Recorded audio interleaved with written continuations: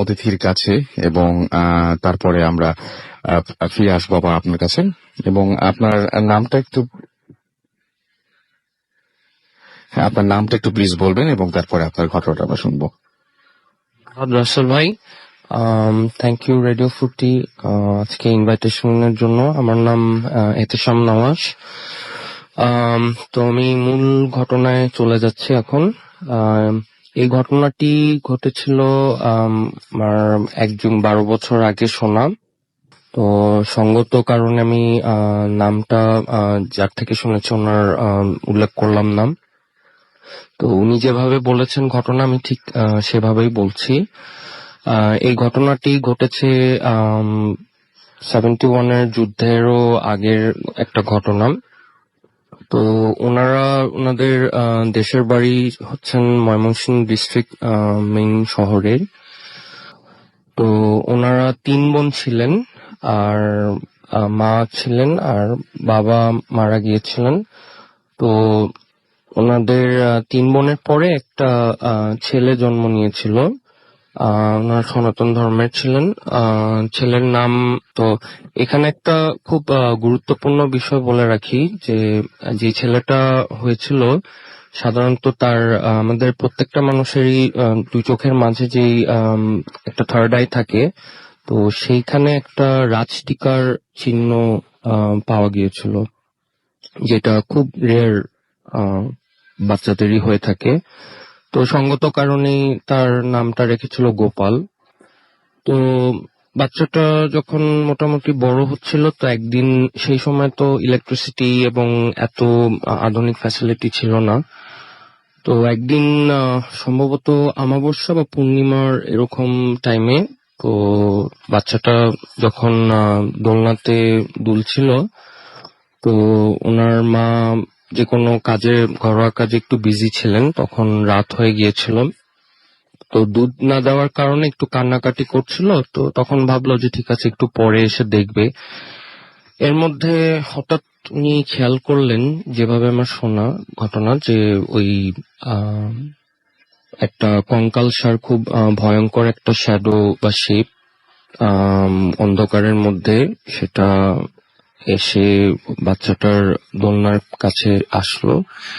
এসে তখন বাচ্চাটার ঘাড়, মাথা এবং হাতের অন্যান্য অঙ্গ প্রত্যঙ্গ চিবিয়ে চিবিয়ে খাওয়া শুরু করলো, এবং তখন মাত্র কথা বলতে শুরু করলো, এবং মা মা মা মা করে অনেক চিৎকার করে আর্তনাদ করা শুরু করলো।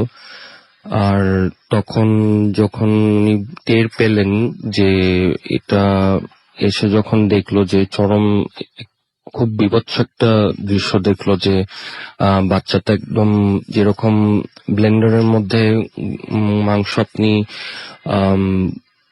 ব্লেন্ড করলে যেরকম হয় সেরকম অবস্থা করে সেটা হাওয়ার মধ্যে নিমিশে মিশে গেল। আর সেভাবে বললো যে বাচ্চাটাকে আর বাঁচিয়ে রাখা সম্ভব হলো না। তো এটাই আমার শোনা ঘটনা, এটাই শেয়ার করলাম। আমরা আপনার কাছে কিছুক্ষণের মধ্যে আংটির ঘটনাটা শুনবো, যেটা মানে খুবই ইন্টারেস্টিং। সে ঘটনাটা আমরা শুনবো। আমরা আমাদের পরবর্তী অতিথির কাছে যাই। আপনার নামটা একটু প্লিজ বলবেন এবং আপনি কোথা থেকে এসেছেন যদি আমাদের বলতেন।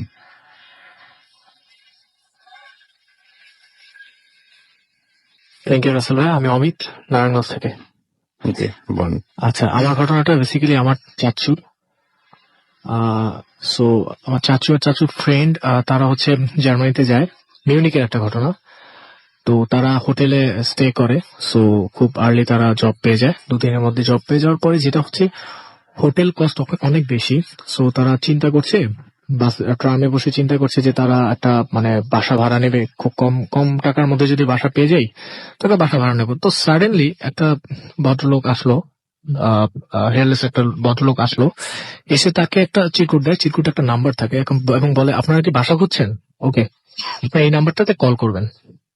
সো একটু অবাক হলো আমার চাচু, যে আচ্ছা, মানে হয়তো বা কথোপকথন শুনেছে, দেন তারা এই জিনিসটা সে দিয়েছে আর কি তাকে। সো সে চলে গেল। চলে যাওয়ার পরে তারা হোটেলে গিয়ে কথা বলছে যে আচ্ছা ওকে, তাহলে আমরা একটা কল দিই। দেন কল দেয়। কল দেওয়ার পর একটা মানুষ রিসিভ করে। তো স্পেসিফিক ঠিকানা দিয়ে দেয় যে আচ্ছা এখানে এখানে এত রেন্ট। তো কম ভাড়া শুনে চাচু ইন্টারেস্টেড হয়, ওকে আমরা বাসাটা ভাড়া নিয়ে নিই, হোটেল রেন্ট বেঁচে যাবে, 5 দিনের সপ্তাহে নিয়েছিলাম, বেঁচে যাবে, ওকে। দেন তারা আর্লি মর্নিং এ চলে যায়, তারা একটা পিজা ডেলিভারিতে কাজ করতো। সো ওয়ার্কিং আওয়ারের আগে তারা চলে যায় দুজন সেই জায়গায়। তো জায়গাটিতে যাওয়ার পরে দেখে যে খুব একটু আইসোলেটেড, মিউনিকের একটা ভিতরে জায়গায়। সো ওই বাসাটা একটু পুরনো ছিল। তো তারা ভাবে যে একটু এখানে কাজ করতে হবে, এটা ক্লিন করতে হবে, আচ্ছা আপাতত এখানে থাকা যাক। তো তারা গিয়ে দেখে ডোরটা খোলা, তো তারা ঢুকলো, ঢোকার পরে দেখলো যে একটু হালকা পাতলা ময়লা টয়লা আছে, সবকিছু রেডি, বেড ওয়ার্ডরোব সবকিছু আছে, কিন্তু লোকটাকে খুঁজে পাওয়া যাচ্ছে না। দেন আবার কল দিল, কল ঢুকছে না। দেন লোকটি আচমকা সেই টার্মে যে লোকটি ছিল, দেখা করেছিল, যে নাম্বারটা দিয়েছিল, সেই লোকটি দরজার মেইন ডোরের বাইরে, ভিতরে ঢুকছে না। সে বাইরে থেকে বলছে হ্যালো। সো তারা বাইরে গেল, তো বলতেছে প্লিজ কামিং, সে ঢুকছে না ভিতরে। ওকে, তখন বাইরে গিয়ে ওই সামনে একটা ছোট বাগানের মতো ছিল, সেখান থেকে টাকা পয়সা দিয়ে সবকিছু ঠিকঠাক করলো, ওকে আমরা এখানে থাকবো আজকে থেকে। সো তারা থাকা শুরু করলো। তো দুই বন্ধু, ওয়ার্কিং আওয়ার ছিল 12 ঘন্টা। সো চাচু নাইটে আসে, তো আমার চাচুর বন্ধু চলে যায় ওয়ার্কিং আওয়ারে। তারপর যেটা হয়, ওই চাচু মানে ঘুমিয়ে যায়। ঘুমিয়ে যাওয়ার পরে খুব টায়ার্ড, এখন জার্মানিতে তো নর্মালি অনেক ঠান্ডা হয়, সো হিটারটা হঠাৎ করে মানে টেম্পারেচারটা আপ হয়ে যায়, খুব ঠান্ডা লাগতে শুরু করে। তো চাচু হঠাৎ করে ঘুমটা ভেঙে যায়, যে কি হলো, হিটারটা কি নষ্ট হয়ে গেল নাকি। হিটারটা চেক করলো, চেক করার পর দেখছে না, হিটার ইজ ওকে।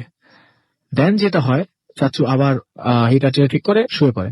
হঠাৎ একটা বাজে গন্ধ চাচুর আশেপাশে মনে হচ্ছে মুভ করছে গন্ধটা। তো চাচু আবার উঠে স্প্রে করে দেয়, যেহেতু চাচু ভাবছে পুরন বাসা, হয়তো বা একটু ক্লিনিং করার পরে হয়তো বা ঠিক হবে। তো আবার শুয়ে পড়ার পর যেটা হয়, আবারও সেই গন্ধটা মানে নাড়াচাড়া দিতে থাকে। দেন যেটা হয়, উইয়ার্ড জিনিসটা সেটা হচ্ছে, চাচু কানের আশপাশ দিয়ে একটা হুইসপারিং শব্দ যাচ্ছে, please take my wife into graveyard, please take my wife into graveyard. চাচু লাফ দিয়ে উঠে যে এটা কি, মানে আমি স্বপ্ন দেখলাম নাকি আসলে কিছু শুনলাম। তো চাচু আবার নিজেকে একটু পানি টানি খেয়ে আবার শুয়ে পড়ে। শুয়ে পড়ার পরে আবারও সেই গন্ধটা আসতেছে, এবং আবারও বলছে please take my wife into graveyard, please take my wife into graveyard. এবার চাচু আর মানে থাকতে পারছে না, ঠিক উঠে গেছে, উঠে বন্ধুকে কল দেয়, but out of reach, call যাচ্ছে না। তো সে খুব ভয় পেয়ে যায়। তো তখন দেখে তার টেম্পারেচার, বডি টেম্পারেচার হাই হতে থাকে। দেন সে কল দেয় মেডিকেল সেন্টার থেকে কুইকলি আসার পর যেটা হয়, যখন মেডিকেলে সব লোক আসার পর তার জ্বর আর থাকে নাই, জ্বর নেই। বাট সে আর্লি দেখলো যে তার জ্বর প্রায় 102 ক্রস মানে প্লাস হয়ে গেছে, তারপরে তার জ্বর নেই। তো সে খুব মানে সেই দিনটা খুব নির্ঘুম ভাবে কাটানোর পর তার বন্ধুর সাথে শেয়ার করে। তার বন্ধু বলে যে আর এগুলো কিছু না, তুমি ঘুম টুম হয়নি ঠিকভাবে, এরকম কিছু হয়েছে, সামথিং রং। তো এরকম করে চলতে থাকে 2-3 দিন যাওয়ার পরে চাচুর সাথে মানে এখন আমার চাচু আবার ছিল তুলা রাশি, সেই ফ্রেন্ডের সাথে ঘটনাটা ঘটেনি। তার যে একটা ফ্রেন্ড দিনের বেলা কোনো কিছু ঘটছে না, বাট ঘটছে চাচুর সাথে। সো এখন চাচু ভাবতেছে যে না, এখানে কিছু একটা আছে। তো চাচু ক্লিনারদের সবাইকে ডাক দেয় যে আমার বাসার ক্লিন টিন করে দাও। দেন ক্লিনার ক্লিন করছে, হাফ এন আওয়ার পরে 2টা ক্লিনার চলে যায় কিছু না বলে, একজন রয়ে যায়।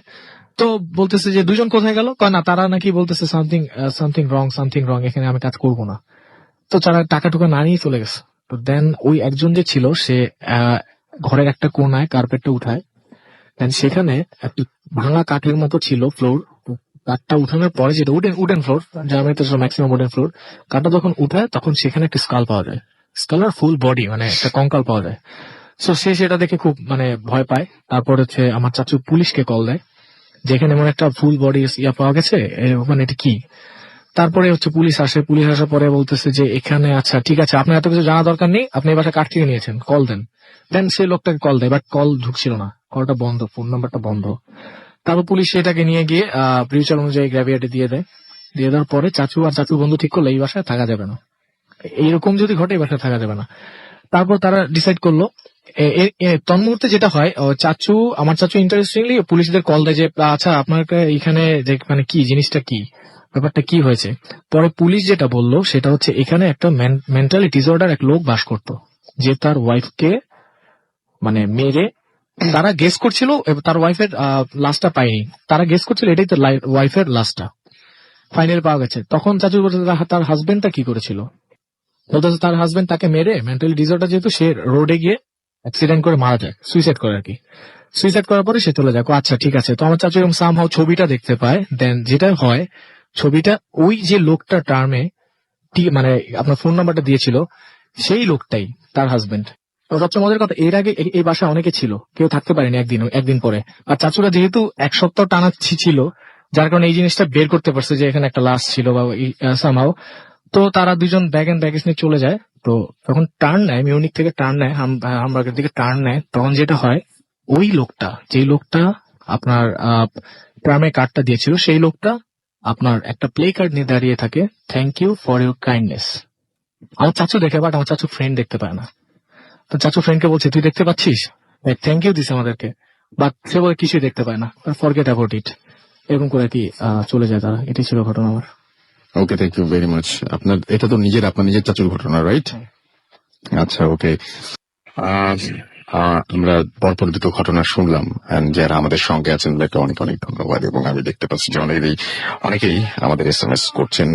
মৌমি আমাদের SMS করেছেন, এবং মৌমি ইসলাম জ্যাকলিন নাটক থেকে SMS করেছেন। অনেক খুলনা থেকে SMS করেছেন, খুলনা স্টার হল।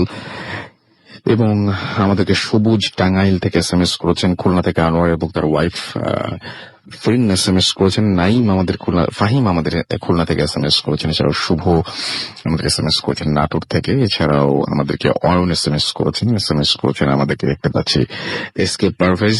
এছাড়াও সালমান SMS করেছেন আমাদেরকে SMS করেছেন আসিফ ইসলাম বাড্ডা থেকে। এছাড়াও আমাদেরকে খুলনা থেকে দেখতে পাচ্ছি আচ্ছা মাহবুব আমাকে SMS করেছেন আমাদেরকে সুমন রয় সহ আরো অনেকে। তো যারা আপনারা SMS করতে চান তারা চলে যান মোবাইলের মেসেজ অপশনে এবং সেখানে গিয়ে টাইপ করুন ফুর্তি ফুর্তি স্পেস দিয়ে লিখুন আপনার নাম, স্পেস দিয়ে আপনার মেসেজ পাঠিয়ে দিন 9840 নাম্বারে।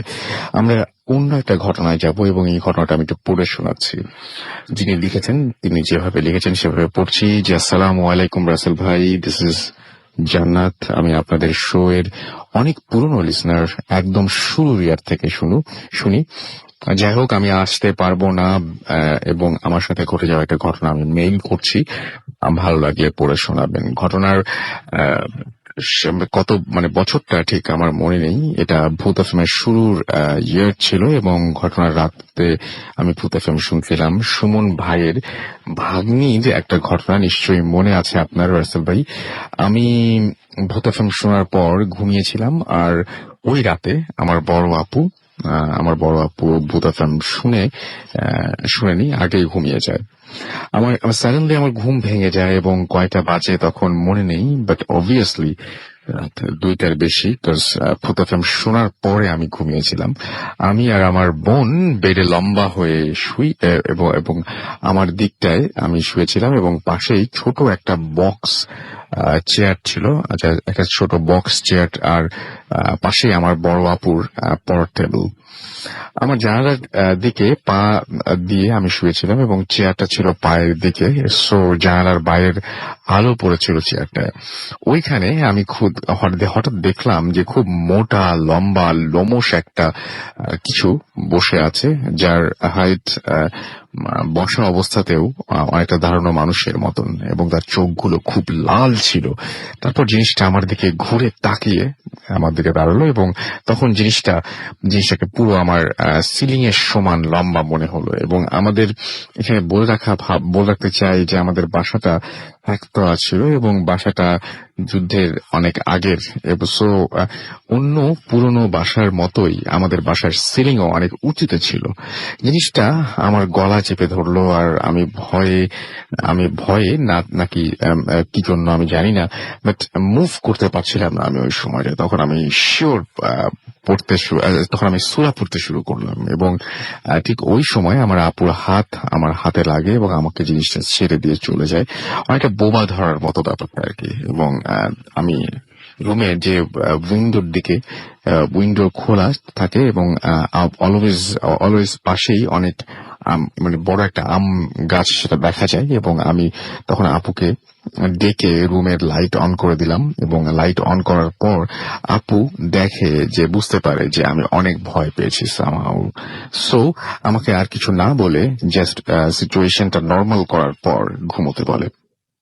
ওই দিন রাতে আমি অনেকক্ষণ জেগে থাকি, পরে আজানের পর ঘুমাই। সো সকালে উঠে উঠতে আমার অনেক দেরি হয়। পরে আপু দুপুরের দিকে আমাকে জিজ্ঞেস করে যে কি হয়েছিল, আমার গলায় অনেক ব্যথা ছিল আর কোনো এবং এবং কোনো হাতের এবং কোনো হাতের ছাপ ছিল না, বাট লাল হয়েছিল জায়গাটা। এবং আমি আপুকে সব বলি এবং আসল ইন্টারেস্টিং কাহিনীটি এরপরে। আপু আমার কথা বিলিভ না করে না, বিকজ আপু অনেক সাহসী আর আমি অনেক অল্পতেই ভয় পেয়ে যাই। ভাবতো যে এমনি হয়তো আমি কোনো স্বপ্ন টপ্ন দেখে ভয় পেয়েছি, বাট আপু আমার গলার লাল দাগটা দেখেছিল। আর আরো ইন্টারেস্টিং ব্যাপারটা সে ওই দিন যে সকালবেলা আম্মু আপুকে বলল যে রাত 3:30 দিকে আম্মুর ঘুম ভেঙে যায় একটা স্বপ্ন দেখে। আম্মু দেখে যে ওই রকম একটা লম্বা মোটা লোমশ একটা ফিগার সে রাতে আমাদের দিকে দাঁড়িয়ে আছে এবং হাত বাড়িয়ে আমার গলা চেপে ধরছে। তখন আম্মু জানালা দিয়ে পাশের বাসার আম গাছের ডাল ভেঙে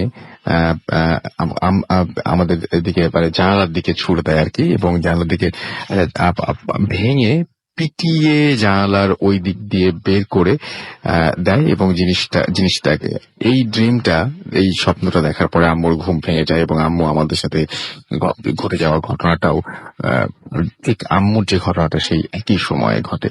এবং এই স্বপ্নটা দেখে আম্মুর ঘুম ভেঙে যাচ্ছে এবং একই সময় আমাদের সাথে এই ঘটনাটা ঘটলো। সো আপু পুরা মানে অবাক হয়ে যায় এবং আম্মুকে রাতে ব্যাপারটা তখনও সে কিছু বলেনি। এরপর আমাকে জিজ্ঞেস করে, আমার ঘটনাটাও সেম। আপু আমাকে জাস্ট সব শোনার পরে জিজ্ঞেস করলো যে আমি কি আম্মুর সাথে এগুলো নিয়ে কোনো কথা বলেছি কিনা।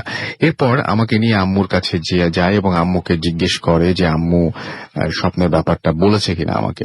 তখন আম্মু আপুকে ইশারা করে জানায় যে সামনে কেন বলছে বা ওর সামনে কেন বলছে, মানে আমি ভয় পেয়ে যাবো এরকম একটা ব্যাপার। এবং আপু আমাকে আমার কথা বিলিভ করে এবং আম্মুকে আমার ঘটনার কথা বলে। বাট আমি তখনও জানতাম না যে আম্মু এই স্বপ্ন দেখেছিল। আমাকে পরে আপু বলে যে আম্মু এই একই স্বপ্ন দেখেছিল। যাই হোক, ওইটা ছিল আমার লাইফের ফার্স্ট ঘটনা। তখন আমি স্কুলে পড়তাম, অনেক ভয় পেয়েছিলাম। পরে মানে এরকম আরো কিছু ঘটনা ঘটে, বাট ছোট ছোট কিছু ঘটনা আমাদের বাসায় হয়েছিল। এবং এখন ওই বাসাতে আমরা থাকি না, বাসাটা খালি আছে এবং আমাদের পুরনো জিনিস রাখা হয়েছে ওই বাসাটায়। তো প্রায়ই যাওয়া হয় ওইখানে। আর এখন কেমন যেন একটা ছমছমে একটা ভাব থাকে বাসাটার মধ্যে। তো এই ছিল ঘটনা এবং এই ঘটনাটা আমরা শোনালাম। আমরা একটা আংটির ঘটনা শুনবো ছোট্ট, এবং তারপরে আমরা একটা ব্রেকে যাবো। আমরা আবারও চলে যাচ্ছি আমাদের প্রথম যে আমাদের অতিথির কাছে। এবং আপনার নামটা প্লিজ আরো একবার বলবেন। এবং আপনার কাছে আমরা সবসময় অনেকেই শখ করে ডায়মন্ড রিং পরি, এবং যিনি এখন ঘটনা বলছেন তিনি একটু অ্যাস্ট্রোলজিও জানেন এবং হাত দেখতে পারেন তিনি, এবং এই সমস্ত গ্রহ নক্ষত্রের ব্যাপার বা কোন জেম পড়া যাবে না যাবে এটা সম্পর্কে তিনি বেশ ভালো জানেন। এবং তিনি যেরকম বলবেন এখন আপনাদেরকে, ঠিক একইভাবে অনেকেই আমিও খুব বিশ্বস্ত জায়গা থেকে শুনেছি যে আসলে আমরা ডায়মন্ড যেরকম পছন্দ করি সবাইকে নাকি ডায়মন্ড স্যুট করে, রাইট? আমি কি ঠিক বললাম? জি, ঠিক বলেছেন, ধন্যবাদ ভাই। Thank you. এবং এই ডায়মন্ডের যদি আবারও মানে অনেক সময় আপনি যেটা বলছেন আপনার ঘটনাটা অনেকটা এরকম যে আমার কোন একটা আংটি, কোন একটা জেইম আছে হয়তো সেটাতে, সেই আংটিটাও অন্য কেউ হয়তো ব্যবহার করেছিল, তারপর যদি আবার আমার কাছে আসে ততক্ষণে সেই আংটিটা পিওরিটি নষ্ট হয়ে যেতেও পারে, রাইট? তার মধ্যে ডেফিনেটলি এটার কিছু খারাপ কিছু র্যাডিক্যাল প্রভাব অবশ্যই থাকতে পারে। কেউ হয়তো এটা এমনও করতে পারে যে কিছু কুফরি কালাম বা ওই ধরনের কিছু জিনিস করার। ধন্যবাদ রাসেল ভাই আমাকে। আপনার আংটিটা তো আগে আপনাদের কাছে ছিল, পরে বাইরে গেছিল। জি, কারণ এটা 23rd of জুলাইতেই যেই মাধ্যম দিয়ে আমাকে দেওয়া হয়েছিল। তো আমি মূল ঘটনাতে এখন যাচ্ছি। তো আংটিটা প্রথমে পরার পরে মানে যেই সিমটমস গুলো হলো, বাসায় আসার পরে ফার্স্টেই আরেকটা ডায়মন্ডের রিং ওই রাতেই হারিয়ে গিয়েছিল। তারপরে সেফটি সিকিউরিটির কারণে আমি সেটা কয়েকদিন পরিনি। তো তারপরে হঠাৎ যখন একটা আংটি চলে গেল, এরপরে আমি কিছু আশ্চর্য রকম কিছু স্বপ্ন দেখা শুরু করলাম, যে প্যারানর্মাল যে স্বপ্নগুলা, যেগুলোর কোনো এখনো সায়েন্টিফিক কোনো এক্সপ্লেনেশন নাই আমার কাছে। তো সেই স্বপ্নগুলা এতই ভয়ঙ্কর যে বলার অপেক্ষা রাখে না। তো তখন আমি এক এরকম যে জেমের ডিল করতেন, তো ওনার কাছে, উনি সবসময় আজমির থেকে জেমটা মানতেন, তো আমি ওনাকে বিশ্বাস করে দিলাম যে আপনি এটা রাখেন, আমি সময় হলে পরে নিব। তো যখন ওটা দেওয়ার পরে আম, আমি ইচ্ছা করে তখন বাসায় আংটির ব্যাপারটা ওভাবে আর ডিসক্লোজ করিনি, কিন্তু বুঝতে পারছিলাম যে এটা আমার ফিজিক্যালি ফিট করছিল না, আরো কিছু খারাপ হচ্ছিল। তো মেইন যে ব্যাপারটা, ঠিক আজ থেকে 2 সপ্তাহ আগের ঘটনা বলি। তো সেখানে যখন আমি আমি দেশের বাইরে গিয়েছিলাম, আসলাম। তো পরে যখন আমাকে খুব পিয়ার প্রেসার দিচ্ছিল যে আংটিটা কোথায়, তো আমি অনেক কষ্ট করে সেটা আবার যখন রিকালেক্ট করলাম, তো দেখলাম যে ওটার রংটা অলরেডি একটু পেল হয়ে গিয়েছিল। পেল হয়ে যাওয়ার পরে আমি তারপরেও আমার প্রথম কাজ ছিল যে আমি বাবার কাছে নিয়ে যাব। তো আংটিটা যখন আমি পাওয়া মাত্রই বাবার কাছে যেতে যাচ্ছিলাম, যাওয়ার পরেই আমাদের বিজনেস যেই প্রেমিসেসে যাওয়ার পরে শুনলাম যে আব্বুর আপনাদের জন্য খবরটা দেন। এমপ্লয়ি খবরটা দেন যে আব্বুর নাকি সিভিয়ার একটু হার্ট অ্যাটাক করেছে, চেস্টে চরম পেইন। ওই মুহূর্তে আমি প্রচন্ড ভয় পেয়ে যাই যে এর আগে কখনো কিছু হয়নি, বাট জাস্ট এক্স্যাক্টলি আংটিটার পাওয়া মাত্র এই ঘটনাটা ঘটার পরে তারপরে বাবাকে অ্যাম্বুলেন্সে উঠানো হয়। উঠে তখন ডাক্তার বলে যে ন্যাশনাল হার্ট ফাউন্ডেশনে নিয়ে যাওয়ার জন্য।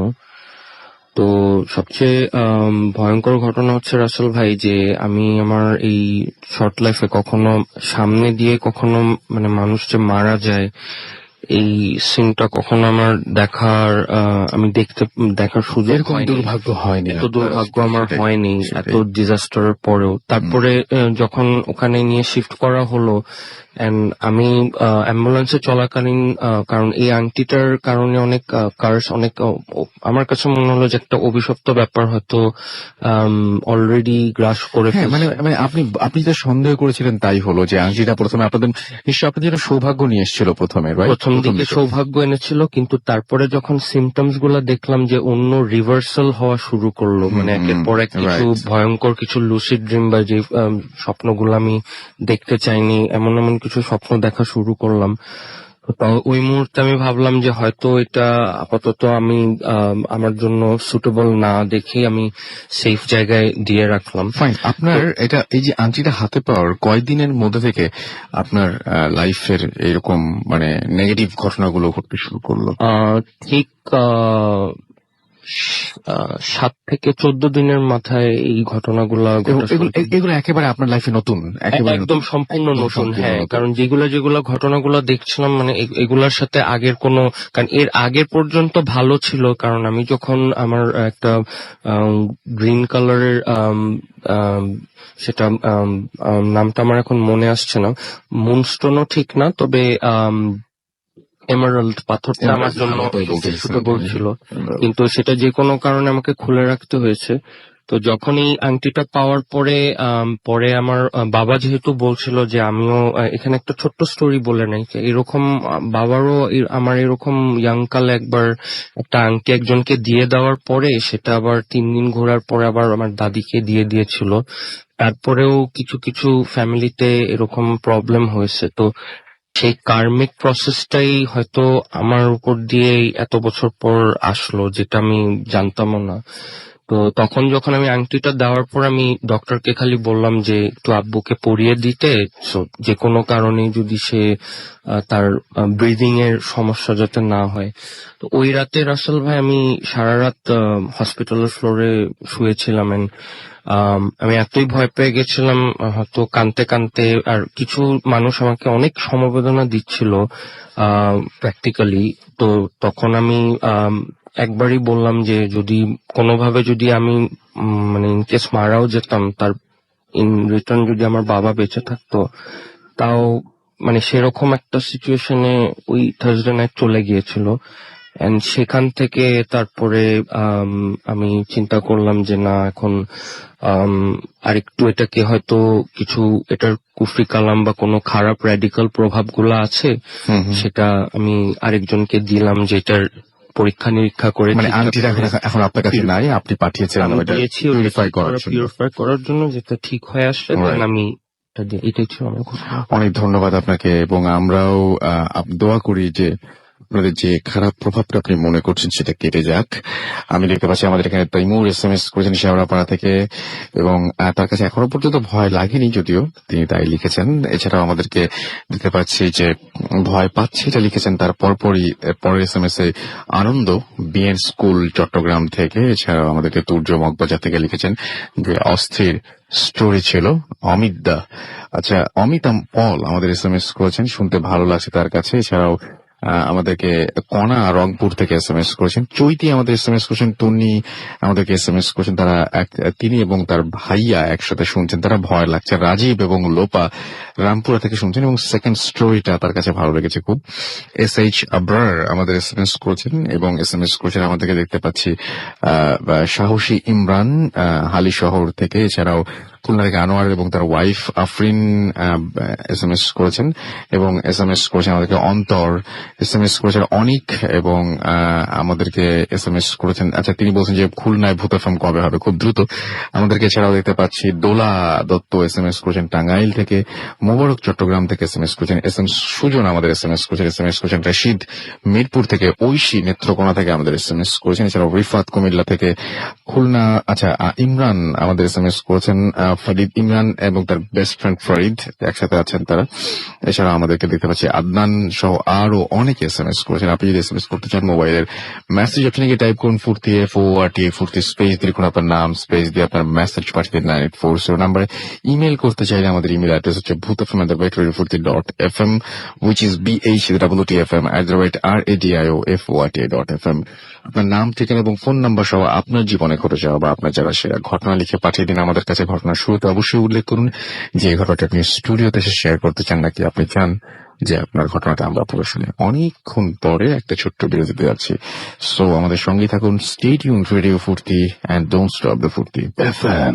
The night comes alive.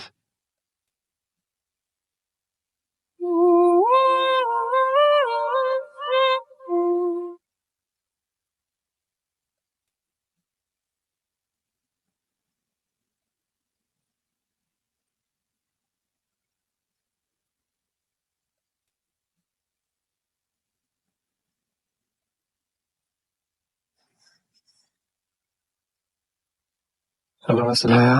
জিজ্ঞেস করবেন আপনি কেমন আছেন, কারণ সত্যি ভালো বলে।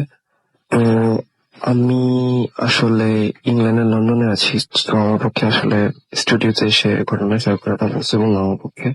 তো আমার লাইফে যে ঘটনাটা ঘটে গেছে সেটা ব্যাপারে শেয়ার করতে যাচ্ছিলাম। তো আমি ঘটনা স্টার্ট করছি।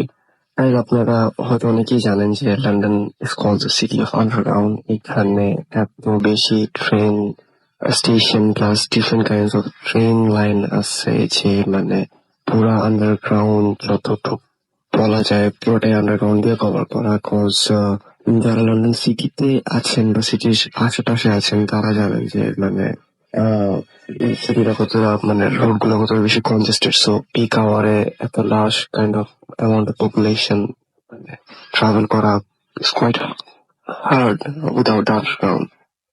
তো স্টুডেন্ট এবং আমি জবও করি, সো আন্ডারগ্রাউন্ড ইউজ করা আমার জন্য মানে খুবই ইউজুয়াল একটা টপিক। কারণ মোটামুটি গত 3 বছরে কোনো প্রবলেম হয় নাই। আমি যে এটা থাকি এটার নাম বার্নডক। এটা নর্দার্ন লাইনের একদম শেষের দিকে, নর্থ সাইডে, নর্থ লন্ডনের দিকে। তো জোন 4-এ পড়ছে। তো যেটা ঘটনা, আমি কাজ করি ওয়াটারলুতে। তো ওয়াটারলু থেকে আমার বাসা মোটামুটি 46 মিনিটস বাই ট্রেন। তো আমি রেস্টুরেন্টে কাজ করি, সো এই সময় দেখা যায় ম্যাক্সিমাম দিন আমার ক্লোজ করতে করতে একটু লেট হয়ে যায়। তো যদি চিকেন আমার 3 দিন পরে উঠলে আমার মোটামুটি 12টা, 12:30, 1টা বেজে যায় সব কাস্টমার তারপরে সবকিছু সেট আপ করতে করতে। তো আমি আমার ঘটনায় চলে যাই। তো যে দিনের ঘটনা ওই দিন ছিল সানডে। তো সানডে নাইটে ট্রেনগুলো একটু আগে ক্লোজ হয়ে যায়। মানে স্টেশন গুলো আগে ক্লোজ হয়ে যায়, বিকজ সানডেতে সবকিছু অফ থাকে, প্যাসেঞ্জার ওরকম থাকে না। তো আমি যথারীতি কাজ শেষ করছি ওই দিন, মোস্ট অফ 11:30টার সময়, 11:30টার কাজ শেষ করে এরপর আমি যখন ওয়াটারলি স্টেশন থেকে ট্রেনে উঠি, ওখানে ক্যাচ করি, তখন অলমোস্ট 12:30 সামথিং। তো ওইটা ছিল মোটামুটি লাস্ট বা তার আগের train, I am not sure about that. আমার এখানে যেতে যেতে দেখা যায় সবগুলো ট্রেন লাস্ট পর্যন্ত যায় না, কিছু ট্রেন আগেই থেমে যায়। তো যেটা হয়েছে সেটা মানে ওই দিন যেটা হয়েছে যে আমি ট্রেনে উঠলে আমার স্টপেজ পর্যন্ত যেতে যেতে দেখা যায় আমি সবসময় ওখানে পাই না, সানডে আমি কোয়াইট, সো আরো পাওয়া যায় না। সেন্ট্রাল লন্ডনে হয়তো বা একটু বিজি থাকে, যখন আমি ওয়াটার থেকে উঠি তখন হয়তো বাচ্চারা যে স্ট্যান্ডার্ড থাকে তাদের শেষের দিকে ট্রেনগুলোতে। তো বার্নডক যাওয়ার 2 স্টপেজ আগে মোটামুটি, হ্যাঁ, ওই দিনে আমি দেখলাম যে আমি একদম বসেছিলাম ফার্স্টের দিকের বগিতে, মানে মানে ড্রাইভারের ঠিক পিছনের বগিটাতে। ওই দিন যেটা হলো যে 2 স্টপেজ আগে থেকে আমার গ্যারেজে কোনো প্যাসেঞ্জার নেই, আমি ছাড়া, আমি একা বসা। তো ও ভালো কথা, তার আগের দিন হ্যালোউইনের রাত ছিল। মানে এই জিনিসটা বলে কেন করছি, মানে একটু পরে শুনলে বুঝতে পারবেন। তো যেটা হলো যে আমি পরে ইতে গেলাম, আমার গ্যারেজে কোনো প্যাসেঞ্জার নেই। আমি বসে আছি, হঠাৎ করে দেখলাম ট্রেনের লাইট গুলো চলে গেল। ট্রেনের লাইট গুলো চলে যায়, মাঝে মধ্যে দেখা যায় যে হঠাৎ করে গেলে 1 সেকেন্ডের জন্য চলে যাবে, ওই দিন গেল 3 সেকেন্ডের মতো থাকলো, মানে পুরা ডার্ক, এরকম হয় না normally। আর ট্রেন টানা লেগে চলে যাচ্ছিল। তো তখন যেটা হলো যে ট্রেন টানা লেগে যাওয়ার সময়, দেরি করার সময়, আমি খেয়াল করলাম যে 3 সেকেন্ডের মধ্যে লাইট অফ হয়ে গেছে, 3 সেকেন্ড বা 4 সেকেন্ড পরে লাইট আসলো। তখন আমি সেটা দেখে অবাক হলাম, মানে I was really literally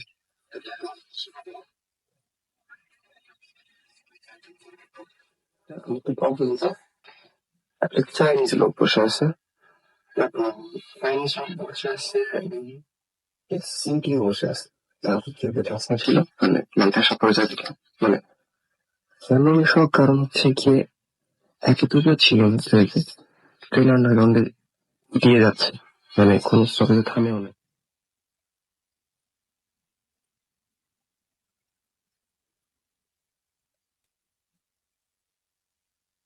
মোবাইলে দিয়ে কনসেন্ট্রেট করার ট্রাই করলাম, তো আন্ডারগ্রাউন্ডে মোবাইলে নেটওয়ার্ক থাকে না, ব্লুটুথ করে ছায়ার মতো বসে আছে। তো পরের স্টপেজে রাস্তা করে নেমে গেল, এর পরের স্টপেজ হচ্ছে আমার।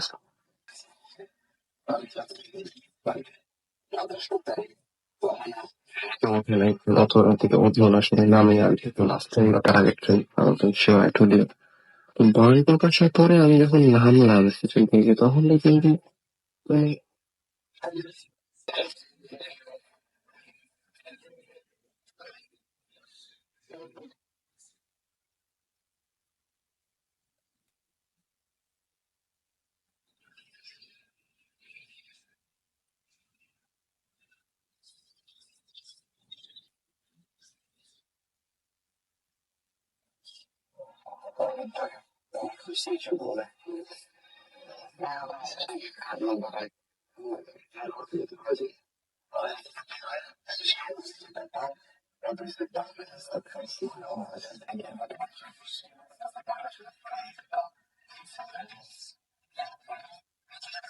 আমি স্টেশন থেকে যখন বের হলাম, ওয়াইল্ডেস্ট ইমাজিনেশন, আমি দেখলাম যে সেই চাইনিজ লোকটা ছিল বাইরে দাঁড়ানো।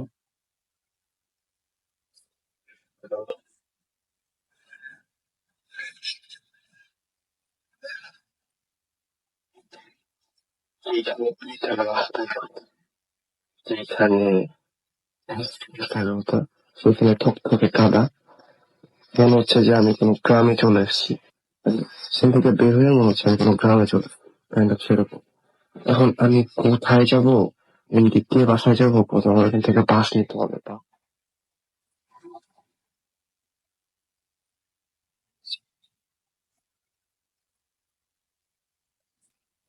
লোকটা দাঁড়ায়। আর দেখা ব্যাপার হচ্ছে যখন আমি ট্রেনে উঠি তখন ওয়েদার পুরো ক্লিয়ার, পরের 2 দিন কোনো ব্রেন নাই। কিন্তু দূরে তখন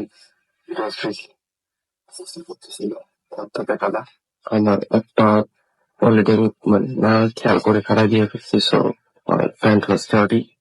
একদিন আমি যেটা হলো আমি আবার স্টেশনে ঢুকতে যাব, তখন যেটা দেখে এসেছি।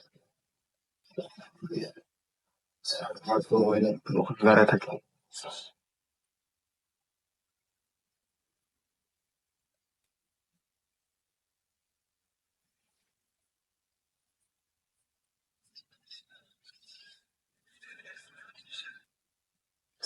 একবার ছিল, সেটা আমাকে বলবো যে ওয়েলকাম টু মাই এজ।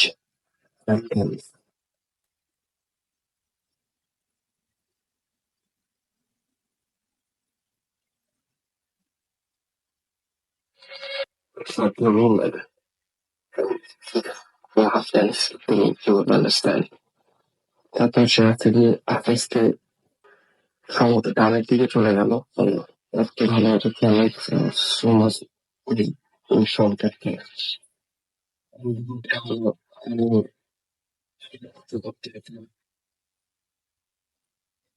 একটা সময় দেখলাম যে আমি আমাদের লন্ডনে কোনো সময় স্ট্রিটে লাইট দেওয়া হয় না, এটা সবাই জানে।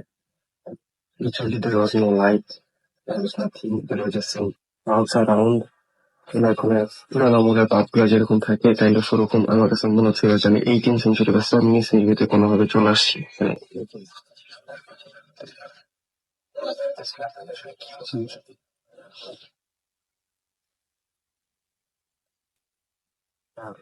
ওখানে হতে চাইছিলাম দোকানটা নর্মালি ভেজি ফুড বাই টাইপের কিছু বিক্রি করে, হয়তো বা দিনের বেলা, তখন বন্ধ ছিল। তো ওটা নিচে গিয়ে দাঁড়ালাম, cause it was rainy and I was getting wet. তো এখন আমি আসলে কোনো রাস্তা বুঝতে পারতেছি না, জানি কিভাবে কি করবো। মোবাইল বের করলাম পকেট থেকে, মোবাইলেও কোনো সিগন্যাল নাই যে আমি কি শেষ করবো, যে অ্যাকচুয়ালি আমি কোথায় আসছি। মোবাইলে কোনো সিগন্যাল নেই, কোনো সার্ভিস। তাও তো ফোন দিব সেটাও পারতেছি না। So, কত ফোন গেছে আমার মনে নাই। হঠাৎ করে দেখলাম যে sky was getting clear and একটা লোক আসতেছে অন্য দিক থেকে। So, তাকে আমি জিজ্ঞেস করলাম যে can I use your phone, I need to call someone. And then he was just আমার দিকে আমাকে তাকায় থাকলো যে ক্রেজি কিছু বলে ফেলছি। So, আমাকে বলতেছে যে ফোন ইউজ করবা, তুমি ফোন ইউজ করো, তো আমার কাছে ফোন কিভাবে ছিল, তুমি বুথে যাও। কাইন্ড অফ যেমন যেমন কি জিনিস বা সেলফোন কি জিনিস সে জানি না। At that time I was really in pain, like কি হচ্ছে আমার সাথে?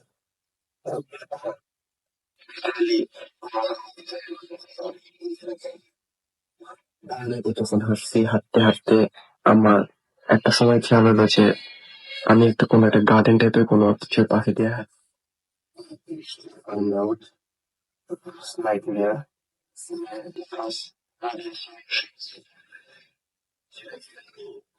আমি 3.5 বছর ধরে থাকি। So, আমি অন্তত আশেপাশে, মানে আমার বাসার আশেপাশে সিগারেটের কোনো সিগারেট খাই।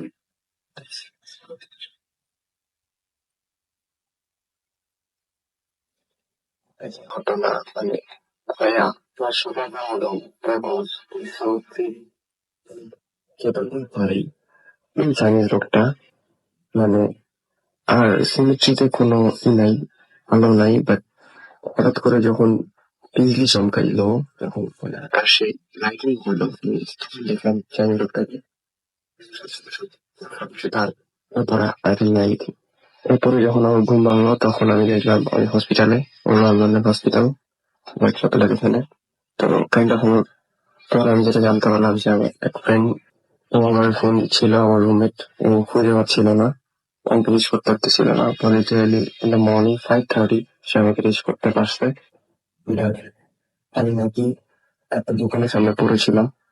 পরে আমি যেটা শুনছি একটা ফ্রেন্ডের কাছ থেকে, কেউ একজন আমার ফোন রিসিভ করছে, পরে সে পরে ওর কাছ থেকে কনফার্ম হয়, পরে ও আমাকে এসে অ্যাম্বুলেন্সে করে হসপিটালে নিয়ে গেছে। তো আমি জানি না এরকম আসলে কেন হয়েছে, বাট এক্সপ্লেনেশন কি। আমি স্টিল আমি মাঝে মধ্যে রাতের বেলা এখানে দেখি যে ওই চাইনিজ লোকটা ওই ট্রেন মিসিং। আমি জানি না এই ঘটনার লিঙ্ক কি বা কোত্থেকে আসছে। So thanks for bye. Bhoot FM. The night comes alive with Ramin Fawn.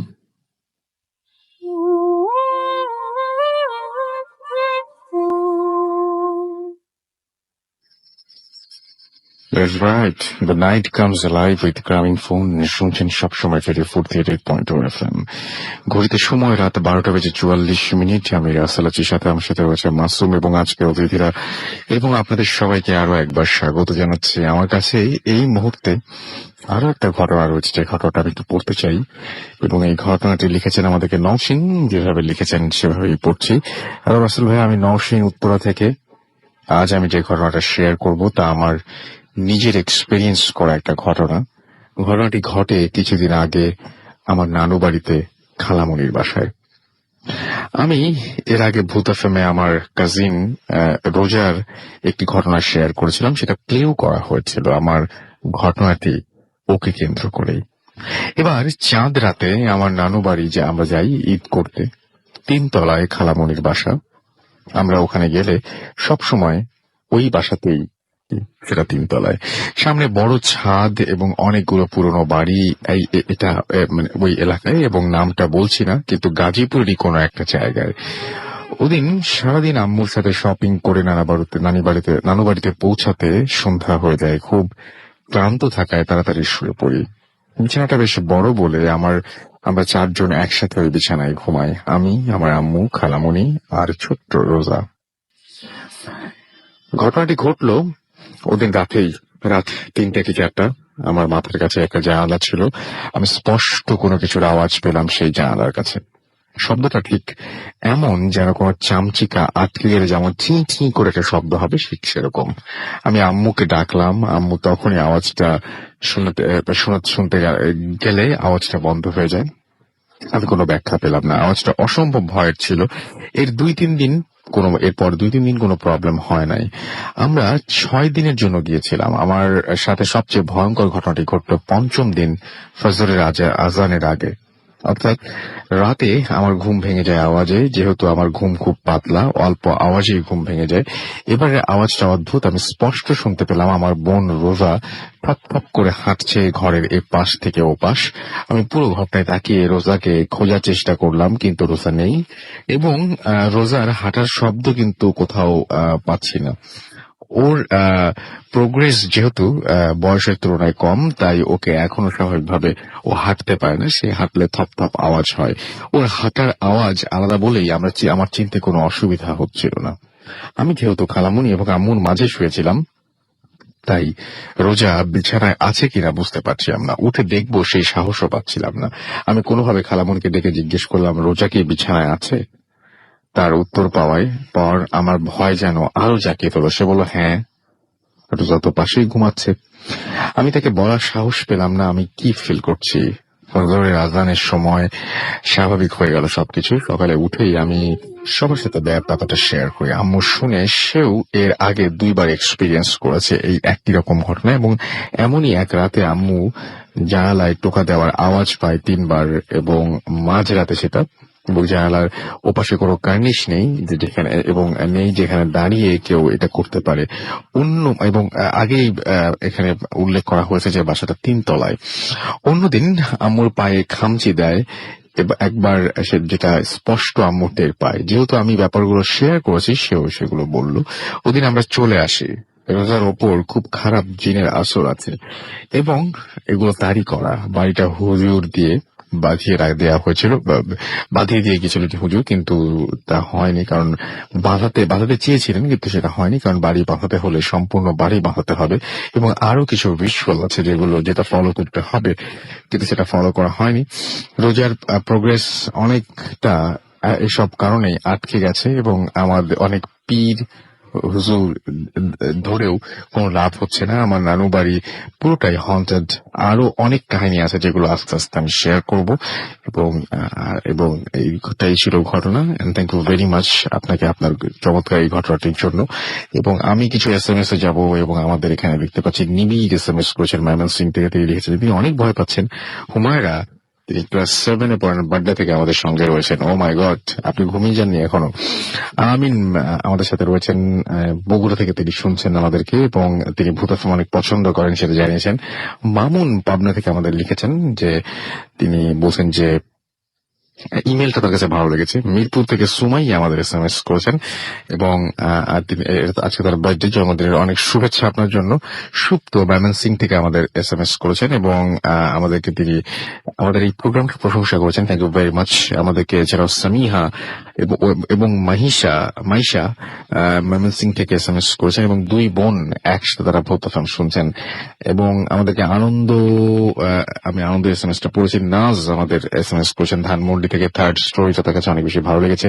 Misba আমাদের SMS করেছেন, দোলা দত্ত আমাদের SMS করেছেন টাঙ্গাইল থেকে, মনিরা আখতার তন্নি আমাদেরকে বলছেন তার কাছে ঘটনাগুলো, গল্পগুলো না, এটাগুলো সব ঘটনা তার কাছে ভালো লেগেছে। কাশফিয়া আমাদের SMS করেছেন, থ্যাংকস রাসেল ভাইয়া, ভয় লাগছে। আমাদেরকে সুজন SMS করেছেন। এছাড়াও জোহরা আমাদের SMS করেছেন অন্তর। এছাড়াও বাবু যশোর থেকে SMS করেছেন। রূপক আমাদের SMS করেছেন আমাদেরকে দেখতে পাচ্ছি। টিঙ্কারবেল রাজশাহী থেকে এছাড়াও আমাদেরকে SMS করেছেন দেখতে পাচ্ছি টিজে এবং এছাড়াও নোবেল ঢাকা থেকে আমাদের SMS করেছেন। মুস্তাকিম কক্সবাজার থেকে আমাদের SMS করেছেন এবং আমাদেরকে SMS করেছেন দেখতে পাচ্ছি সুপ্ত ময়মনসিং থেকে এবং আরো অনেকে আমাদের SMS করছেন এই মুহূর্তে। আপনি যদি SMS করতে চান মোবাইলের মেসেজ অপশনে গিয়ে টাইপ করুন ফুর্তি স্পেস দিয়ে লিখুন আপনার নাম, স্পেস দিয়ে আপনার মেসেজ পাঠিয়ে দিন 9840 নাম্বারে। আমরা চলে যাব, আমাদের একটা ছোট্ট বিরতি নিতে হবে আমাদের আবারও। তার আগে জানি যে আমাদেরকে SMS করতে হলে সেটা তো নিয়মটা বললামই। আমাদের সাথে যদি আপনি ইমেল দিয়ে আপনার ঘটনা পাঠাচ্ছেন, উইচ ইজ ভেরি ইম্পর্টেন্ট, কারণ আপনাদের ঘটনাই আমাদের শোকে সামনের দিকে এগিয়ে নিয়ে যাবে। সো যদি আপনাদের ঘটনা পাঠাতে চান, আপনার জানা, আপনার শোনা বা আপনার সংগ্রহকৃত, তাহলে সেই ঘটনার জন্য আমাদের অ্যাড্রেসটা লিখে নিন। আমাদের অ্যাড্রেস হচ্ছে bhutfm@radio40.fm, which is BHWTFM@radio40.fm। সেটা আপনি গুগল করলেও আমাদের এই অ্যাড্রেসটা পাওয়াটা বা আমাদের এই ইমেল অ্যাড্রেসটা পাওয়াটা এত কঠিন কিছু না, ইটস ভেরি ইজি। যদি আপনি একটু গুগলকে জিজ্ঞেস করেন, গুগলও বলে দিতে পারবে। সো একটা বিরতি নিতে হচ্ছে আমাদের। বিরতির পরে আমরা আবারও চলে যাবো ঘটনায়। সেই পর্যন্ত আশা করছি আমাদের সঙ্গেই থাকবেন। স্টে টিউনড টু রেডিও ফুর্তি এন্ড ডোন্ট স্টপ ফুর্তি। Bhoot FM. The night comes alive with Graminphone.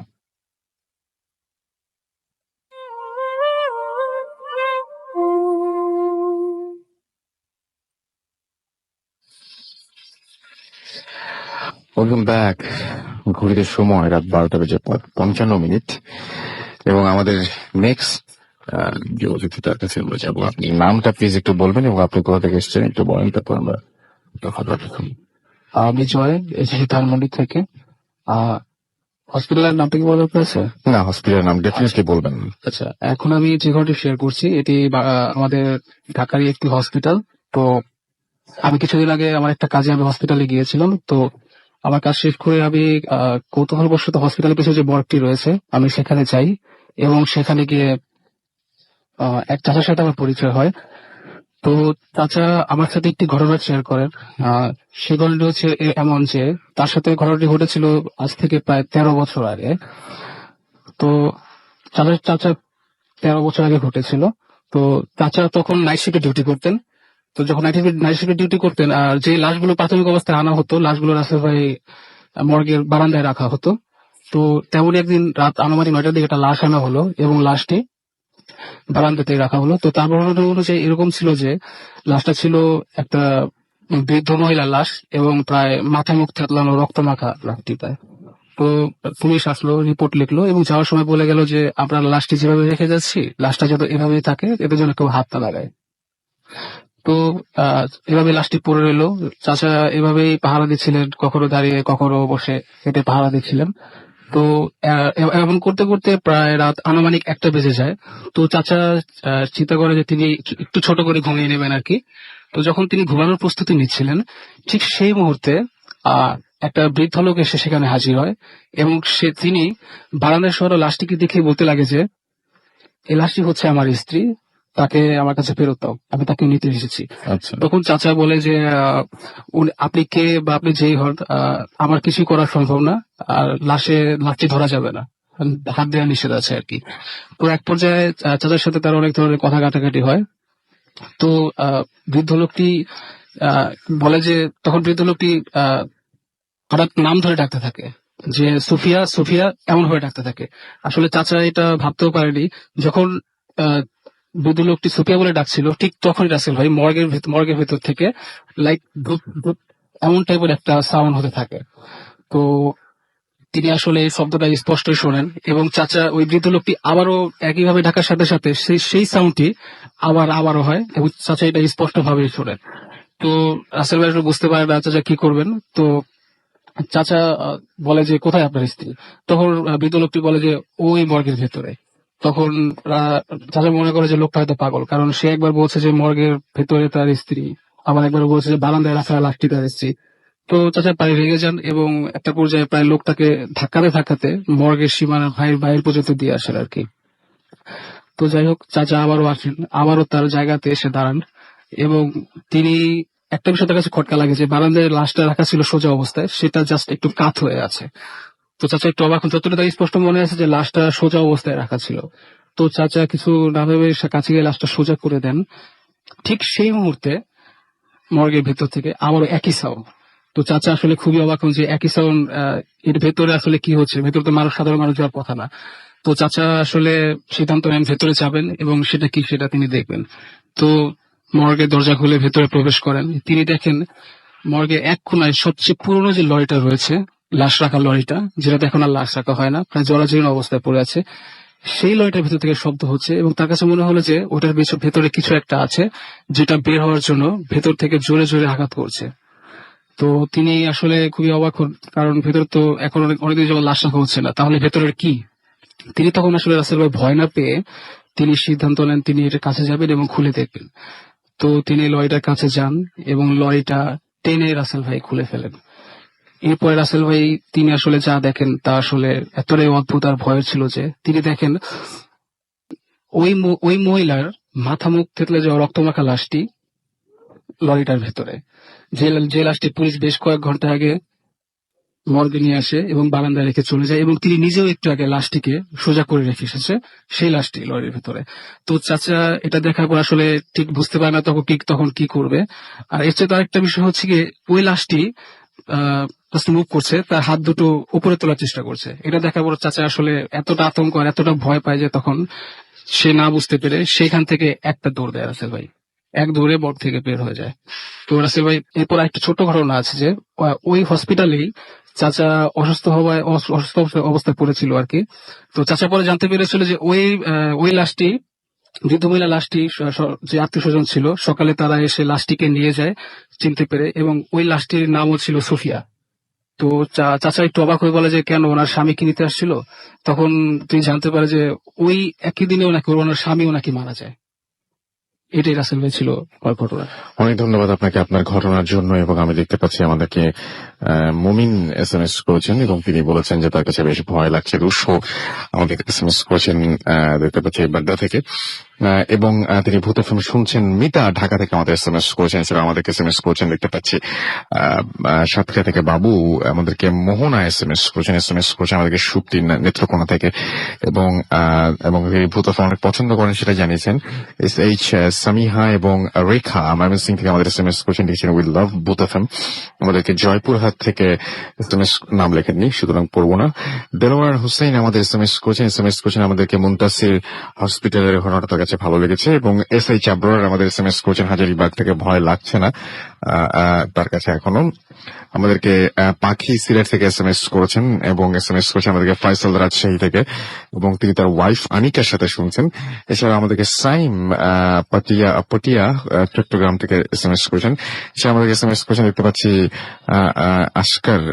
এছাড়া আমাদেরকে পালকি SMS করেছেন, আমাদেরকে SMS করেছেন রূপক। এছাড়াও প্রণব কুমার ময়মনসিং থেকে আমাদের SMS করেছেন। সাজিয়া আমাদের SMS করেছেন। মিসবা তার ছোট বোনের সাথে শুনছেন এই মুহূর্তে। রিশাত আমাদের SMS করেছেন সন্দীপ থেকে, এবং এছাড়া আমাদেরকে SMS করেছেন দেখতে পাচ্ছি বর্ষণ। এছাড়া আমাদের SMS করেছেন হিমেল উত্তরা থেকে। আমাদেরকে SMS করেছেন দেখতে পাচ্ছি ফাহাদ কুমিল্লা থেকে। এছাড়াও তুহিন এবং সানি আমাদের SMS করেছেন। আমাদের অফি SMS করেছেন আমাদেরকে দেখতে পাচ্ছি আরো অনেকেই। আপনি যদি SMS করতে চান মোবাইলের মেসেজ অপশনে গিয়ে টাইপ করুন ফুর্তি স্পেস দিয়ে লিখুন আপনার নাম, স্পেস দিয়ে আপনার মেসেজ পাঠিয়ে 940 নাম্বারে। আমরা লাস্ট উইকে আপনারা হয়তো অনেকেই খেয়াল করে দেখেছেন যে একটা আমরা আমাদের পেজে একটা পোস্ট দিয়েছিলাম এবং সেই পোস্টটা ছিল অনেকটা এরকম ধরনের যে আপনি অনেক রাত্রে হঠাৎ করে আপনার ঘুম ভেঙে গেল এবং এখন যেহেতু একটু ঠান্ডা পড়ছে, আপনার হঠাৎ করে একটু রাত্রে ঘুম ভাঙার পরে আপনি খেয়াল করলেন যে আপনার গায়ে কোনো একটা জায়গায় ঠান্ডা বাতাস লাগছে এবং আপনি প্রচন্ড রকমের শিউরে উঠে হয়তো আপনার ঘুমটা ভাঙলো এবং আপনি ঘুম ভেঙে যখন দেখলেন যে আপনার পায়ের কাছের মাথার পেছনের জানালা দিয়ে বাতাস আসছে, জানালা না দরজা দিয়ে বাতাস আসছে এবং আপনার সেই ঠান্ডা বাতাসের কারণে আপনার ঘুমটা ভেঙে গেছে। তখন আপনি দরজা লাগানোর সিদ্ধান্ত নিলেন এবং দরজা লাগানোর জন্য আপনি উঠে দাঁড়িয়েছেন এবং হলো যে আপনার বাসায় যে রুমটিতে আপনি আছেন সেই রুমটিতে মাথার কাছে কোনো দরজাই নেই এবং এই বাসাটা আপনি নতুন উঠেছেন, এখানে একটি মাত্র রুমে ঢোকার এবং বের হওয়ার দরজা যেটা ছিল আপনার পায়ের দিকে এবং সেই দরজার দিকে তাকিয়ে দেখলেন সেই দরজাটা তেমনি আছে, সেটা বন্ধ, কিন্তু মাথার পেছনের দরজাটা একেবারেই নতুন আপনার কাছে। আপনি কি করবেন বুঝতে পারছেন না, আপনি সামনে ঠিক দেখছেন কিনা তাও আপনি বুঝতে পারছেন না। আপনি ধীর পায়ে এগিয়ে গেলেন দরজাটির দিকে এবং বাইরে তাকিয়ে আপনি আরো অবাক হয়ে গেলেন, কারণ আপনি দেখলেন যে দরজার ওই প্রান্তে কোনো বাড়ি ঘর নেই, অন্য কোনো বাড়ি দেখা যাচ্ছে না, কোনো মাঠ দেখা যাচ্ছে না, কোনো পুকুর দেখা যাচ্ছে না, কোনো এলাকা বোঝা যাচ্ছে না, শুধুই জমাট অন্ধকার। আপনি বাড়িটার সেই দরজাটা দিয়ে আপনি নিচের দিকে তাকালেন, সেই ফ্লোরটা ধরুন যে 3 তলা বা 4 তলাতে আপনি আছেন, আপনি নিচের দিকে তাকিয়ে আরো অবাক হলেন, কোন রাস্তা দেখা যাচ্ছে না, শুধুমাত্র জমাট অন্ধকার। দেখে মনে হচ্ছে ঘরের ওপাশে অন্ধকার এক পৃথিবী, একেবারে অন্য এক পৃথিবী, যে পৃথিবীটা আপনার কাছে সম্পূর্ণ অজানা। এরকম একটা লেখা আমরা পোস্ট করেছিলাম কয়েকদিন আগে। আমি জানি যে এর চাইতে বেশি ভয়ঙ্কর ঘটনা আপনাদের জানা আছে এবং সেই ঘটনাগুলো আমাদের লিখে পাঠান এবং আমাদের জানিয়ে দিন সেই ঘটনাগুলো। এবং আমাদের ঘটনা পাঠাতে হলে আমাদের যে ইমেল অ্যাড্রেস সেটা হচ্ছে bhutfm@radio40.fm, which is BACWTFM@radio4.fm। আপনার এই উইকে যারা স্টুডিওতে আসতে চেয়েছিলেন, ঘটনাও পাঠিয়েছিলেন, তাদের ঘটনাগুলো আসলে ঠিক মানে কি বলবো যে সিলেক্টেড হয় নাই অনেকের ঘটনা, এই জন্য অনেকে স্টুডিওতে হয়তো আসেনি।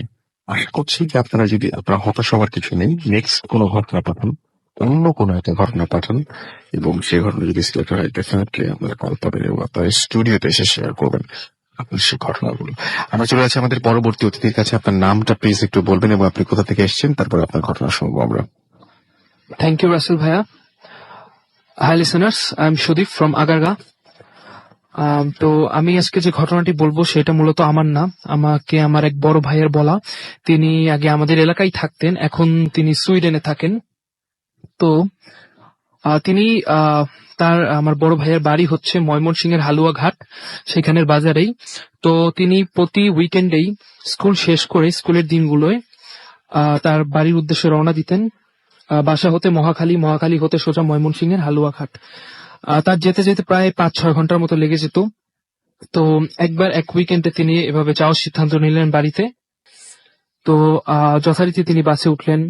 5-6.5 ঘন্টার মতো লাগলো। রাত 12টা 12:30 বেজে গিয়েছিল। তো এই সময়টা তিনি বাজারে নামলেন। নামার পর তিনি আস্তে আস্তে বাড়ির উদ্দেশ্যে রওনা দিলেন। বাড়ির উদ্দেশ্যে রওনা দেওয়ার পথে একটি শ্মশান ঘাট পড়ে। তো তিনি সেটাকে ক্রস করলেন। অনেকদিন পর মা বাবার সাথে দেখা হবে তাই ভেবে তার মনে এই সমস্ত কিছুই আসে নাই। তো তিনি যথারীতি বাড়ির উদ্দেশ্যে বাড়ির জন্য অগ্রসর হলেন। পথিমধ্যে তার একজন ছেলেবেলার বন্ধুর সাথে তার দেখা হলো, নাম সাধন। তো বন্ধুর সাথে দেখা হওয়ার পর তিনি অনেকক্ষণ তার সাথে কিছুক্ষণ কথা বললেন। তো তার বন্ধু বলল যে আমরা তো এখানেই কদমতলি আছি, তুই রাতে খাওয়া দাওয়া শেষ করে এখানে আসিস, একসাথে আড্ডা দিব। তো যথারীতি বন্ধুর কথা মতো সে বাড়ি গেল, মা বাবার সাথে অনেকদিন পর দেখা হলো, কথাবার্তা বললো। খাওয়া দাওয়া শেষ করে তিনি, আমার বড় ভাইয়া আর কি যিনি, তিনি কদমতলি ওখানে রওনা দিলেন বাজার হতে। আমার বড় ভাইয়া চেইন স্মোকার ছিলেন। তো তিনি বাজার হতে কয়েকটা সিগারেট কিনে নিয়ে সেই কদমতলির পথে যাচ্ছিলেন। তো পথিমধ্যে যে শ্মশানটা পড়তো কদমতলিতে যাওয়ার আগে, সেই শ্মশানটা তিনি ক্রস করছিলেন এবং তার মনে বিভিন্ন ধরনের শঙ্কা জাগছিল। এত রাত, এরকম একটা জায়গা, শ্মশান ঘাট। তো তিনি তবু সেগুলোকে ততটা পাত্তা দিলেন না, শ্মশান ঘাটকে আস্তে আস্তে অতিক্রম করলেন। শ্মশান ঘাটের ঠিক বাম দিকে একটি নদী ছিল, নদী কংস নদী, এবং ডান দিকে মাঠ ছিল। তো কদমতলির সেই মাঠেই তারা বন্ধুরা মিলে আড্ডা দিত। তো আমার সেই ভাই আর কি, তিনি কদমতলি সেখানে গেলেন, বাট শকিংলি যেটা হলো সেটা তিনি তার বন্ধুদের খুঁজে পেলেন না। তো তিনি হি ওয়াজ শকড। তো তিনি সেখানে কিছুক্ষণ বসলেন, তার বন্ধুদের জন্য ওয়েট করতে লাগলেন। তো কোনোতেই কিছু হলো না, তার বন্ধুরা আসলো না। তো তিনি বেশ হতাশ হয়ে গেলেন। তিনি সেখানে সিগারেট ধরিয়ে বসে থাকলেন। কিছুক্ষণ পর তিনি শুনতে পেলেন একটি একটি মেয়ে আর কি, একটি প্রাপ্তবয়স্ক একটি মেয়ের গোঙ্গানি কিংবা একটি কান্নার আওয়াজ। তো তিনি প্রথমে সেটাকে ততটা পাত্তা দিলেন না, ধীরে ধীরে আওয়াজটি বাড়তে লাগলো এবং তার মনেও ভয় বেড়ে যেতে লাগলো। তিনি তার পিছন দিকে তাকালেন। তাকানোর পর তিনি দেখলেন একটি মেয়ে, সাদা শাড়ি পরা একটি মেয়ে আর কি, একটি মহিলা, তিনি কাঁদছেন সেখানে বসে, মাথা নিচু করে। তো ভাইয়ের মনে অনেক প্রশ্ন জাগলো যে এত রাতে একটা মেয়ে এখানে কিভাবে, এখানে কেন আসছে, এখানে কেন বসে কাঁদছে। তো তিনি বেশ ভয় পেলেন। আবার বন্ধুদের কথা মতো তিনি সেখানে থাকলেনও। তো কিছুক্ষণ পর তিনি সিদ্ধান্ত নিলেন যে সেখানে গিয়ে দেখবেন জিনিসটা আসলে কি। তো তিনি সাহস করে সেখানে যেতে লাগলেন, কিন্তু এক সময় তিনি ওই পিছনে ফিরে দেখলেন যে সেই মেয়েটি আর নেই, এবং তিনি পরে বাসায় সিদ্ধান্ত নিলেন, ফেরার সিদ্ধান্ত নিলেন। যথারীতি তিনি বাসায় ফিরলেন। রাত অনেক হয়েছিল, তো তিনি পুনরায় হাত মুখ ধুয়ে শুয়ে পড়লেন। পরবর্তী দিন সকালবেলা তিনি তার মাকে ঘটনাটি বললেন যে এরকম এরকম হয়েছে আমার সাথে, তো সাধনের সাথে আমার দেখা হয়েছিল। তো তার মা হঠাৎ অনেকটা হতচকিত হয়ে বললেন যে সাধনকে তুই কই পেলি, সাধন তো 1.5-2 মাস আগেই মারা গিয়েছে। তো আমার বড় ভাইয়া অনেক শকড হয়ে গিয়েছিলেন এই কথাটি শুনে, যে তাহলে কে কালকে রাতে আমাকে সেই কদমতলি যেতে বলল। তো আরেকটা কথা হলো, যেটা ওইখানে একটি যে মেয়েটি বসেছিল ওখানে, এই কাহিনীটি এভাবে প্রচলিত আছে ওখানে যে 1988 এর দিকে একটি বন্যা হয়। সেই বন্যার সময় একদল বরযাত্রী আর কি কনে পক্ষকে মানে কনেকে নিয়ে সাথে করে নৌকায় আসছিল। তো নৌকাটি ডুবে যাওয়ার কারণে কনে আর কি সার্ভাইভ করতে পারেনি। অনেকেই সার্ভাইভ করতে পেরেছে, আবার অনেকেই পারেনি। তো কনে সেখানে মৃত্যু হওয়ার পর থেকেই অনেক লোকই সেখানে এক্সপেরিয়েন্স করেছে এরকম ঘটনা, একটি মেয়েকে সাদা শাড়ি পরে থাকা অবস্থায় বসে বসে কাঁদতে দেখা যায়। আর এখন ওই এলাকায় ঘটনাটি অনেক প্রচলিত আছে, অনেকেই ঘটনাটি এক্সপেরিয়েন্স করেছেন। এই ছিল আমার ঘটনা। থ্যাংক ইউ ভেরি মাচ আপনার ঘটনার জন্য। আমরা চলে যাব আমাদের পরবর্তী অতিথির কাছে আরো একবার আর একটা ঘটনা শুনতে, এবং সেই পর্যন্ত আশা করছি যে আপনারা SMS পাঠাবেন। আমি আরো একবার মনে করি দিই আপনাদেরকে, আমাদেরকে SMS পাঠাতে হলে আপনাকে যেটা করতে হবে, আপনার মোবাইলের মেসেজ অ্যাপলিকে টাইপ করতে হবে ফুর্তি, FORTI ফুর্তি, স্পেস দিয়ে লিখতে হবে আপনার নাম, স্পেস দিয়ে আপনার মেসেজ পাঠিয়ে দিতে হবে 9840 নাম্বারে। আর আমাদের ইমেল করতে হলে আমাদের ইমেল অ্যাড্রেস হচ্ছে bhutafm@radiofuርቲ.fm, which is BHWTFM@RADIOFORT.FM। আপনার নাম, ঠিকানা এবং ফোন নাম্বার সহ আপনার জীবনে ঘটে যাওয়া বা আপনার জানা সেরা ঘটনা লিখে পাঠিয়ে দিন আমাদের কাছে। ঘটনা শুরুতে অবশ্যই উল্লেখ করুন যে এই ঘটনাটি আপনি স্টুডিওতে এসে শেয়ার করতে চান, নাকি আপনি চান যে আপনার ঘটনাটা আমরা পড়ে শোনাবো। অনেক SMS পাচ্ছে, SMS নিয়ে একটু পরে আসছি। আপাতত চলে যাচ্ছি আমাদের অতিথির কাছে। হ্যালো লিসেনার, আমি জয়। আমি এখন যে ঘটনাটা শেয়ার করছি সেটি আমারই এক রিলেটিভের সাথে ঘটে যাওয়া একটি ঘটনা, মিজান ভাইয়ের সাথে ঘটে যাওয়া ঘটনা। তো তিনি আমার সাথে ঘটনাটি শেয়ার করেন। এটি মূলত রাজশাহীর একটি ঘটনা। তো তার সাথে যখন ঘটনাটি ঘটে তখন তার বয়স ছিল আরো 20-21 বছর হবে।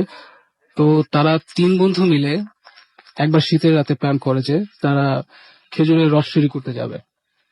তো যেভাবে সেই কাজ, তো তারা 3 বন্ধু মিলে খাওয়া দাওয়া করে তারা একসাথে বের হয় রস চুরি করার জন্য।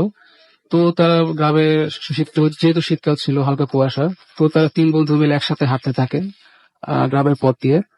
তো রাসেল ভাই কিছু দূর যাওয়ার পর সামনে যে দুজন ছিল তারা খেয়াল করে যে পেছনে যে বন্ধুটি ছিল সে নেই।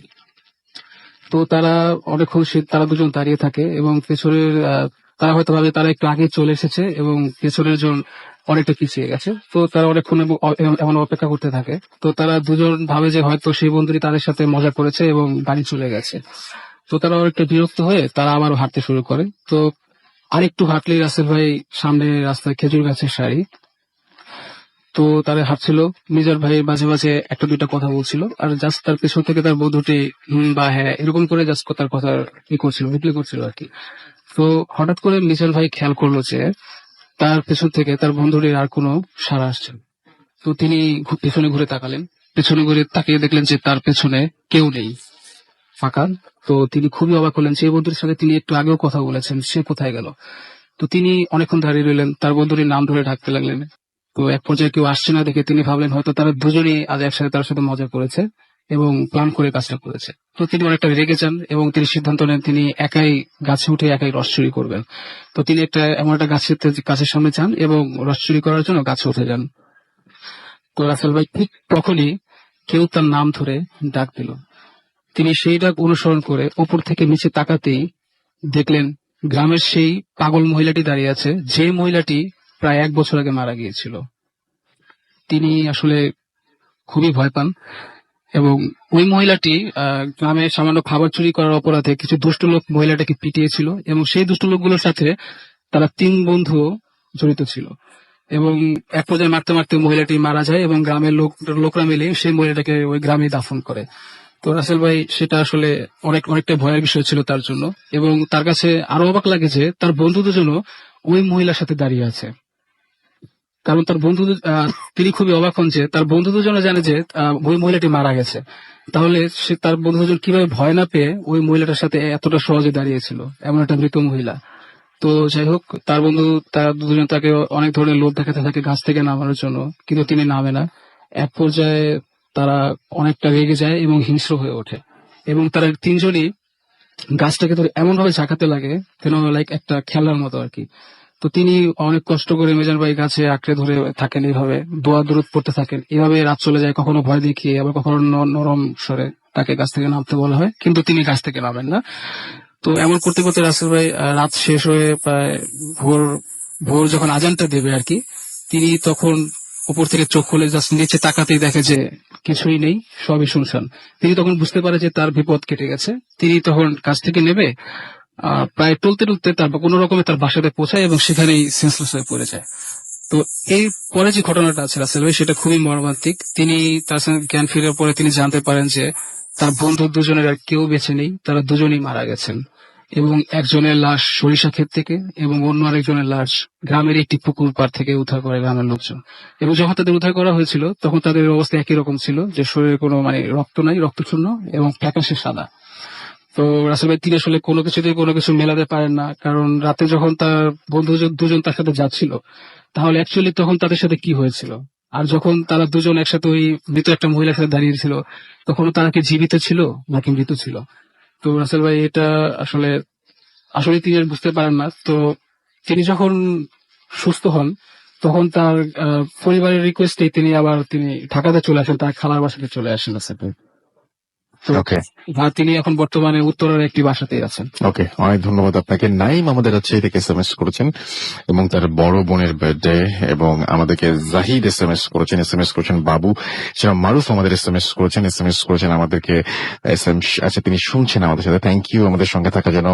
মামুন আমাদের পাবনা থেকে SMS করেছেন। আচ্ছা, আগেটা ছিল মারুফ, এটা আর এখন হচ্ছে আমি পড়ছি মারুফের SMS পাবনা থেকে।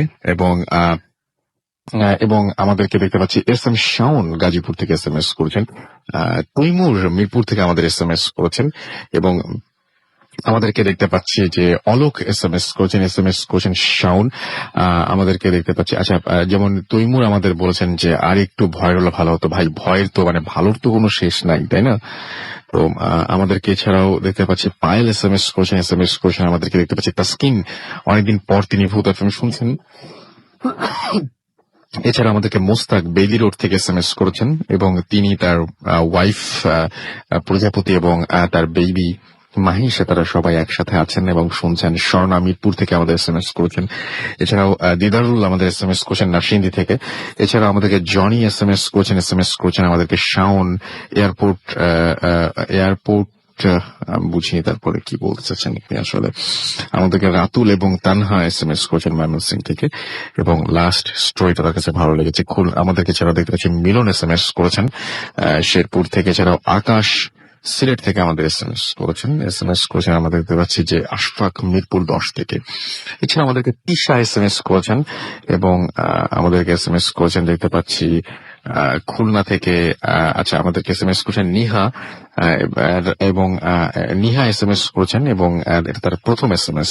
থ্যাংক ইউ ভেরি মাচ আপনার প্রথম SMS এর জন্য। জ্যোতি, আনিকা, সেতু, কেয়া, মারিয়া এবং রুম্মান আমাদের এসএমএস করেছেন আমাদেরকে দেখতে পাচ্ছি।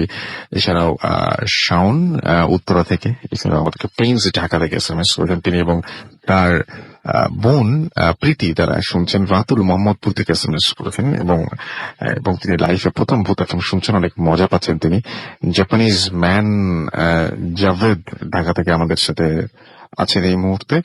এছাড়াও তারিকুল আমাদের সাথে আছেন, আমাদের সাথে রয়েছেন সবুজ, এছাড়াও পাপড়ি এবং ফুয়াদ আমাদের সাথে রয়েছেন, এবং এছাড়া আমাদের সাথে রয়েছেন রিজওয়ান সহ আরো অনেকে। আনোয়ার রয়েছেন, আনোয়ার ছাড়াও রয়েছেন আমাদেরকে দেখতে পাচ্ছি এখানে মেইন, এছাড়াও আজিজ সহ আরো অনেকে রয়েছেন আমাদের সাথে। আমরা এখন ছোট্ট একটা বিরতিতে যাবো, এবং বিরতির পরে আবারও ফিরে আসবো নতুন অতিথি নিয়ে। সেই পর্যন্ত আশা করছি আমাদের সঙ্গে থাকবেন। এর মাঝখানে আপনার একটা অডিও ক্লিপও শুনে ফেলবেন। সো আমরা ফিরে আসছি আবারও, এবং আশা করছি যে আপনারা আমাদের সঙ্গে থাকবেন। এবং আমাদেরকে SMS করতে হলে, যাওয়ার আগে বলে দিই, SMS করতে হলে মোবাইলের মেসেজ থেকে টাইপ করতে হবে ফুর্তি, FORTI ফুর্তি, স্পেস দিয়ে লিখতে হবে আপনার নাম, স্পেস দিয়ে আপনার মেসেজ পাঠিয়ে দিতে হবে 940 নাম্বারে। আমাদের ইমেল অ্যাড্রেস হচ্ছে bhutfm@fuርቲ.fm। চলুন শুনে আসি আর একটা ঘটনা, তবে তার আগে ছোট্ট একটা বিজ্ঞাপন বিরতি, ফিরে আসছি একটু পরেই। Tonight on the Love.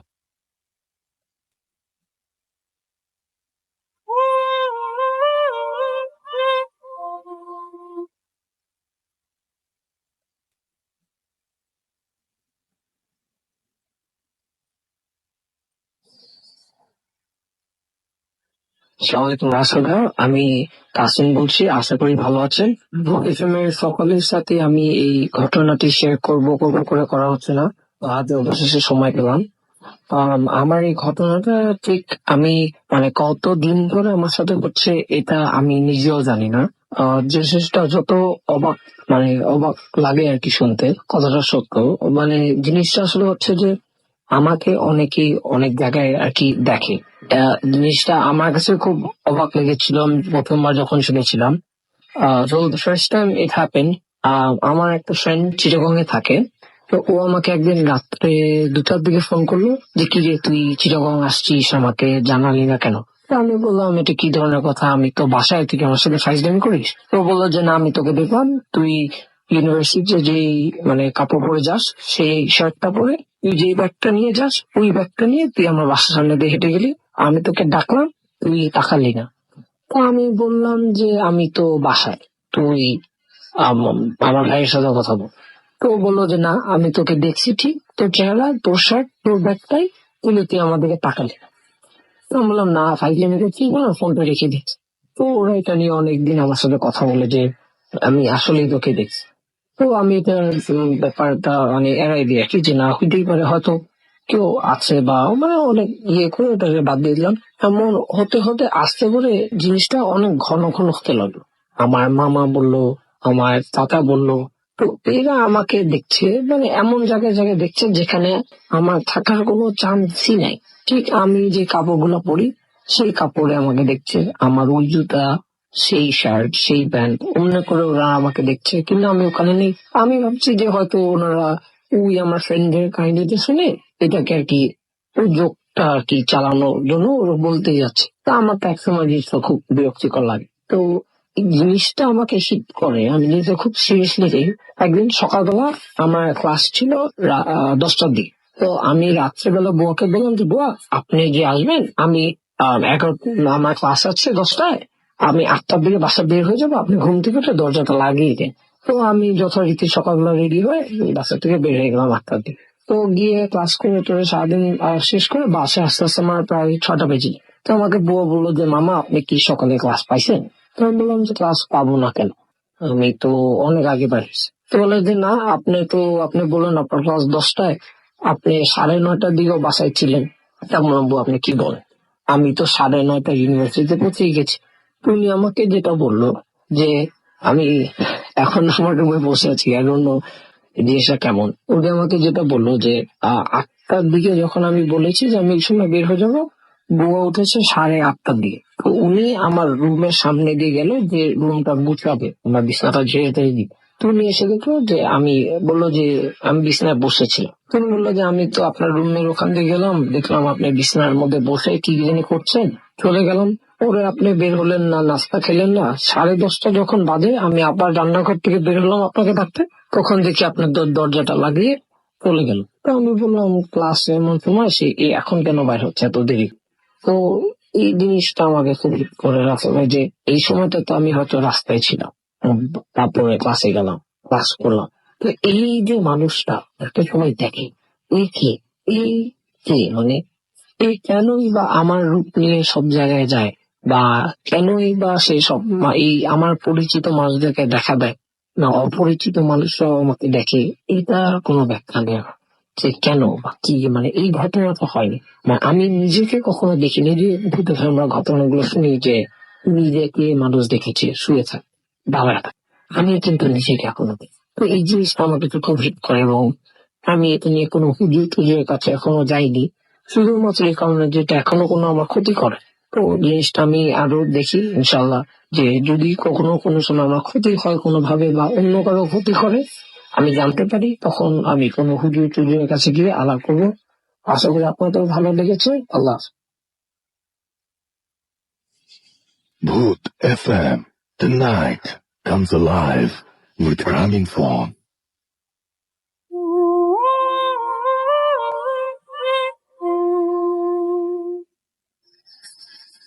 Welcome back.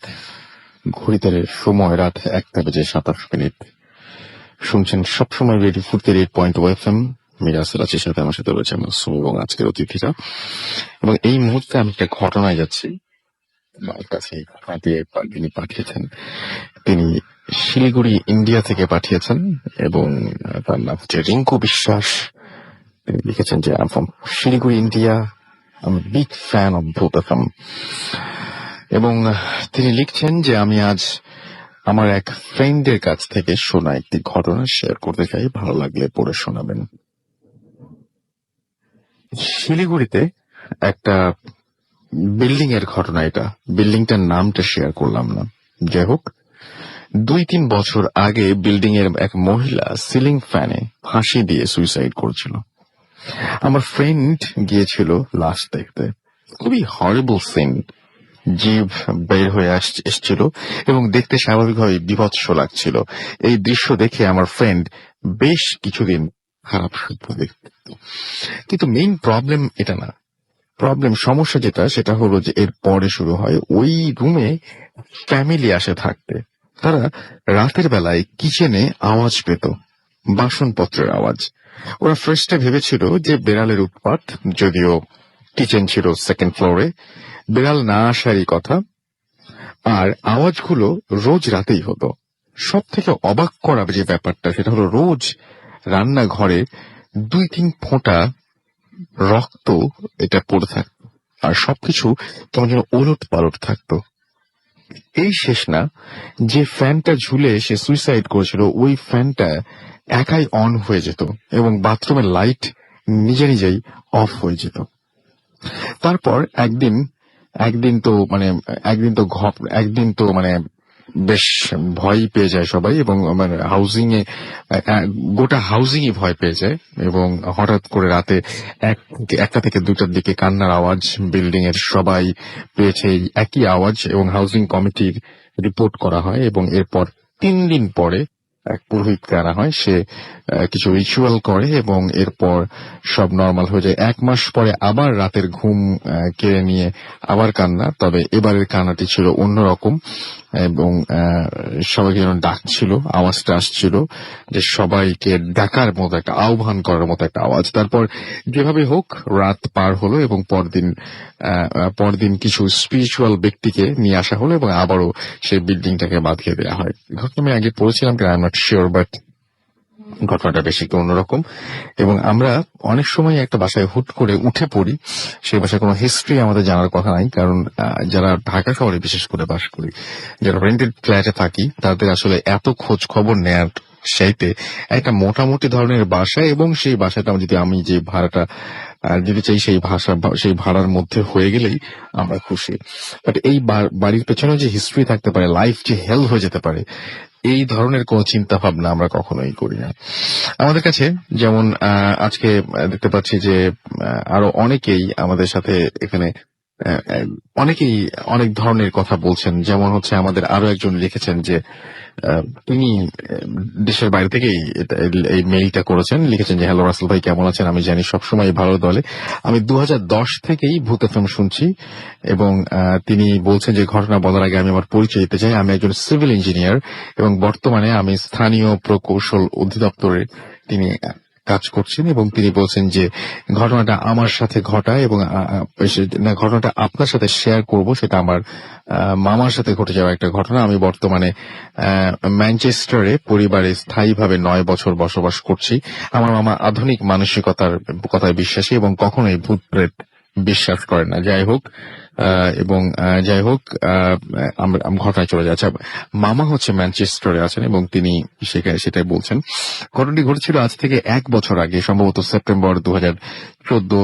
আমার মামা ম্যানচেস্টারে একটি চাকরি পাশাপাশি part time pizza delivery boy হিসেবে কাজ করতেন এবং ঘটনার দিন ক্লায়েন্টের কাছ থেকে পিৎজার অর্ডার আসে এবং মামার দায়িত্ব পিৎজা পৌঁছে দেওয়া।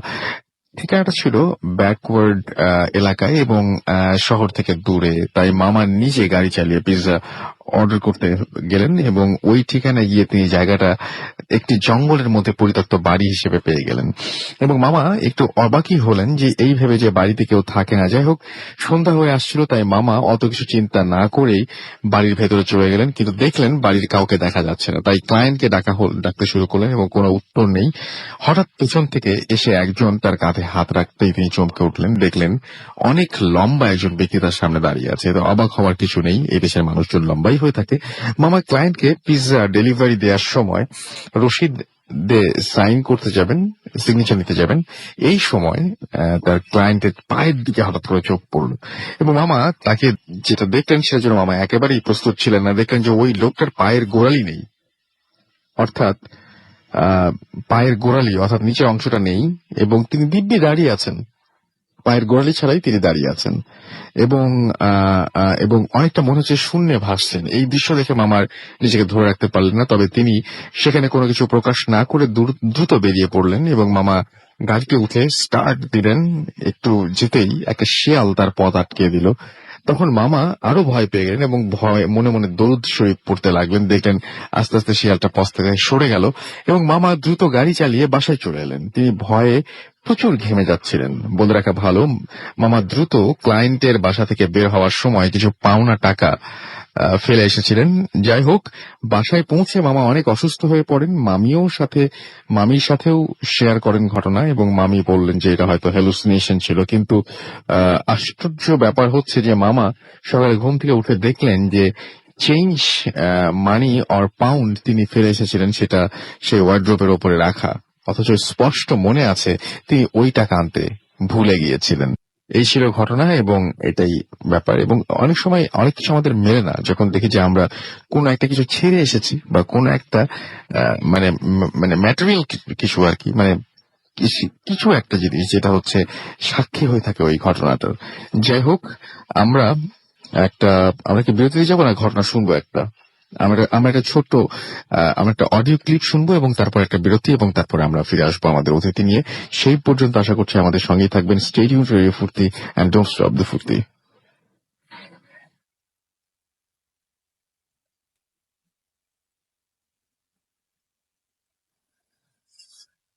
নমস্কার আরজে রাসেল এবং সমস্ত শ্রোতা বন্ধুরা, আমি কলকাতা থেকে সৌমেন্দু দাস বলছি।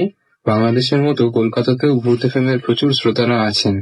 আজ ভূত চতুর্দশী এবং আশা করা যায় যে আজকে ভূতেদের আনাগোনাটা একটু বেশি রকমই হবে। আর আজ খুব সম্ভবত দ্বিতীয় দিন কলকাতার কোনো ঘটনা ভূত এফএম এ শোনানো হবে। হ্যালোউইনের রাতে কলকাতার পার্শ্ববর্তী একটি অঞ্চলের ঘটনা শোনানো হয় ভূত এফএম এ। পৃথিবীর প্রায় প্রতিটা স্থানে কিছু কিছু প্রচলিত অলৌকিক ঘটনা ঘটে থাকে, যেগুলি যুক্তি দিয়ে ব্যাখ্যা করা সম্ভব নয়। তেমনি এই শহরকে ঘিরেও কিছু কিছু জায়গা আছে যেগুলি ভৌতিক কাণ্ডকারখানার জন্য বিখ্যাত। সেইগুলি কয়েকটা আগে বলে নিতে চাই। যেমন কলকাতার ন্যাশনাল লাইব্রেরিকে ঘিরে এমনই একটি ঘটনা শোনা যায় যে একজন গবেষক কয়েক বছর আগে লাইব্রেরিতে গবেষণার কাজে গিয়েছিলেন, কিন্তু আশ্চর্যজনকভাবে তিনি আর সেখান থেকে ফেরেননি। তারপর তার আর কোনো হদিশ পাওয়া যায়নি। অনেকেই বলেন যে তারপর থেকে সকালের দিকে লাইব্রেরিতে গেলে ডেস্কগুলিতে চিঠি এবং কাগজপত্র ছড়িয়ে থাকতে দেখা যায়। এছাড়াও আছে কলকাতার রাইটার্স বিল্ডিং এবং সাউথ পার্ক স্ট্রিট সিমেট্রি, যেগুলি ব্রিটিশ শাসনের সময় তৈরি হয়। ইস্ট ইন্ডিয়া কোম্পানির অফিসার ক্যাপ্টেন সিমসন রোমসের ভূতকে রাইটার্স বিল্ডিং এ কয়েকবার ঘুরতে দেখা গেছে। আরো একটি জায়গা, কলকাতা মেট্রোর রবীন্দ্র সরোবর নামে একটি মেট্রো স্টেশন আছে। অনেক চালক এবং যাত্রীরা জানিয়েছেন যে রাতে লাস্ট মেট্রো ধরে ফেরার সময় অস্পষ্ট কিছু মানুষের মতো আকৃতি ঘুরে বেড়াচ্ছে, অথচ মেট্রো চলার সময় মেট্রোর লাইনে প্রায় 4000 ভোল্টের মতো বিদ্যুৎ থাকে, যেখানে কোনো মানুষের পক্ষে হাঁটা সম্ভব নয়। আবার দেখা গেছে যে এই মেট্রো স্টেশনটিতেই তুলনামূলকভাবে আত্মহত্যার সংখ্যা সব থেকে বেশি। যাই হোক, আজকে যে ঘটনাটি বলবো সেটি তসীমা ঘোষ আমার এক শিক্ষিকার মুখ থেকে শোনা। ঘটনার প্রত্যক্ষদর্শী একজন ট্যাক্সি চালক। উনি সারা রাত শহরে ট্যাক্সি চালান। তো এমনই একদিন রাতে ট্যাক্সি চালাতে চালাতে উনি দ্বিতীয় হুগলি সেতুর কাছাকাছি এসে দেখেন যে একটি যুবতী দূর থেকে হাত দেখিয়ে তাকে গাড়ি দাঁড় করাতে ইঙ্গিত করছে। উনি যথারীতি গাড়ি দাঁড় করান এবং জিজ্ঞাসা করেন যে কোথায় যাবে। তো জিজ্ঞাসা করাতে সে হাওড়ারই একটি অঞ্চলের নাম বলে। উনি তখন সেখানে যেতে রাজি হন এবং মেয়েটিকে গাড়িতে বসতে বলেন। মেয়েটি পেছনের সিটে বসার পর উনি ট্যাক্সি স্টার্ট দেন এবং গাড়ি চলতে থাকে। ট্যাক্সিটা যেতে যেতে দ্বিতীয় হুগলি সেতু পার হওয়ার পর এসে একটি জায়গায় দাঁড়ায় যেখানে সমস্ত গাড়িকে টোল ট্যাক্স দিতে হয়। এখানে দাঁড়ানোর পর মেয়েটি বলে যে আপনি ট্যাক্সটা জমা দিয়ে দিন, আমি নামার সময় আপনাকে টাকাটা দিয়ে দেবো। এরপর উনি তাই করেন এবং গাড়ি ছেড়ে দেন। কিছুক্ষণ যাওয়ার পর, কিছুটা চালানোর পর ওনার মনে কেমন যেন একটু সন্দেহ হয় যে উনি একাই গাড়ি চালাচ্ছেন এবং গাড়িতে আর কোনো মানুষের উপস্থিতি নেই। এবং অনুমান হওয়ার সঙ্গে সঙ্গে উনি পেছনে তাকিয়ে দেখেন যে হ্যাঁ, সত্যি তো, পেছনে তো ওই মেয়েটা নেই। কিন্তু না, এই ঘটনার কোনো কুলকিনারাই করতে পারলেন না উনি। ট্যাক্স দেওয়ার পর তো এক মুহূর্তের জন্য উনি কোথাও থামেননি। এই অবস্থায় উনি যথেষ্ট হকচকিয়ে যান এবং সঙ্গে সঙ্গে গাড়ি দাঁড় করান এবং আবার দেখেন যে সত্যি আমি ঠিক দেখলাম তো। তারপর উনি দেখেন কিছু কর্মরত পুলিশ ওনার দিকে এগিয়ে আসছে। তারা এসে হাইওয়ের মাঝখানে এরকম ভাবে গাড়ি দাঁড় করিয়ে রাখার কারণ জিজ্ঞাসা করাতে উনি পুরো ব্যাপারটি প্রথম থেকে খুলে বললেন। ঘটনাটি ট্যাক্সি চালকের মুখ থেকে পুরো শোনার পর ওই পুলিশরা জানায় যে এইরকম ঘটনা আগেও ঘটেছে ওই স্থানে একই রকম ভাবে। এর আগেও অনেক ট্যাক্সি চালক ওই যুবতী রূপী অশরীরীটির পাল্লায় পড়ে অনেকবারই তাকে ট্যাক্সিতে তুলেছে এবং তারপরে আর তাকে দেখতে পায়নি। নমস্কার, এই ছিল আমার ঘটনা। Comes alive. Traffic law.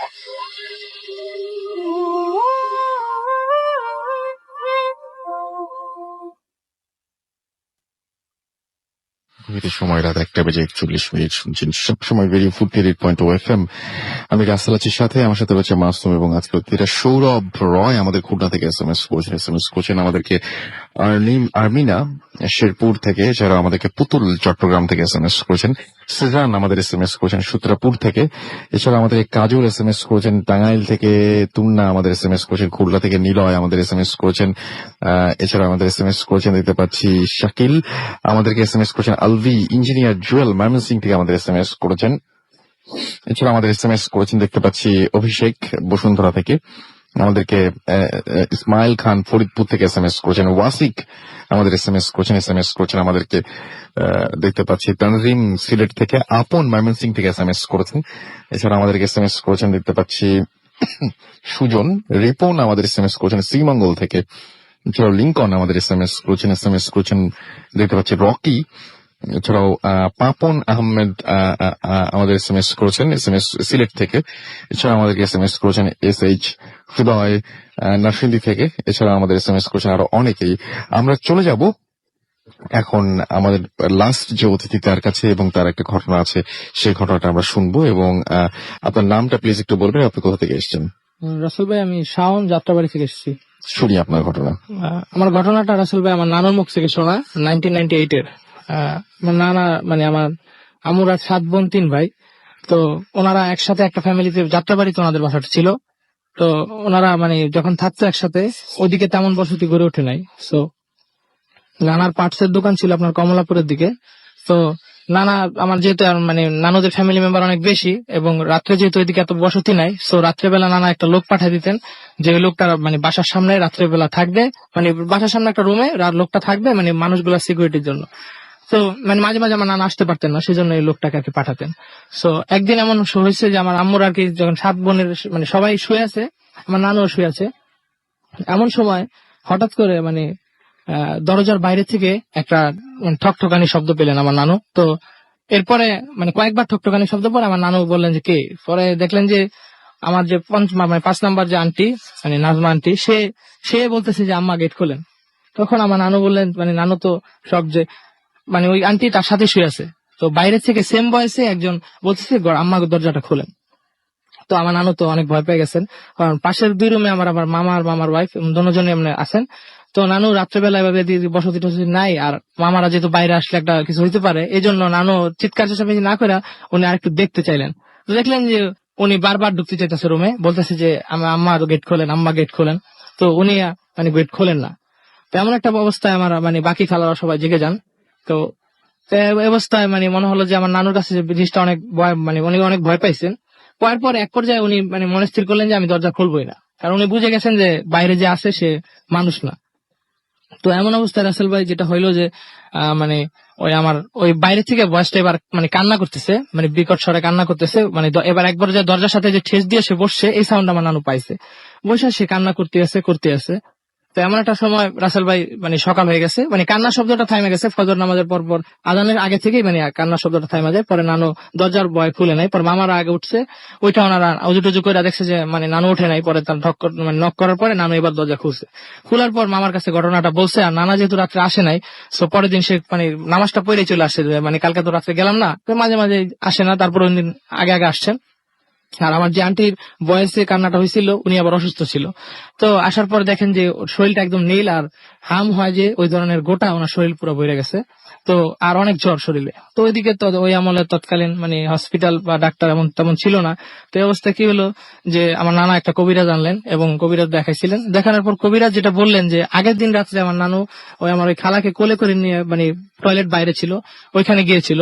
তো যাওয়ার পর যেটা হয় যে রাসেল ভাই উনি মানে পাক পবিত্র ছিলেন আমার নানু, এই জন্য মানে ওইটা ছিল একটা বদজিন, সে আমার ওই খালার ক্ষতি করতে চাইছিল, বাট নানুর কারণে সেটা পারে নাই।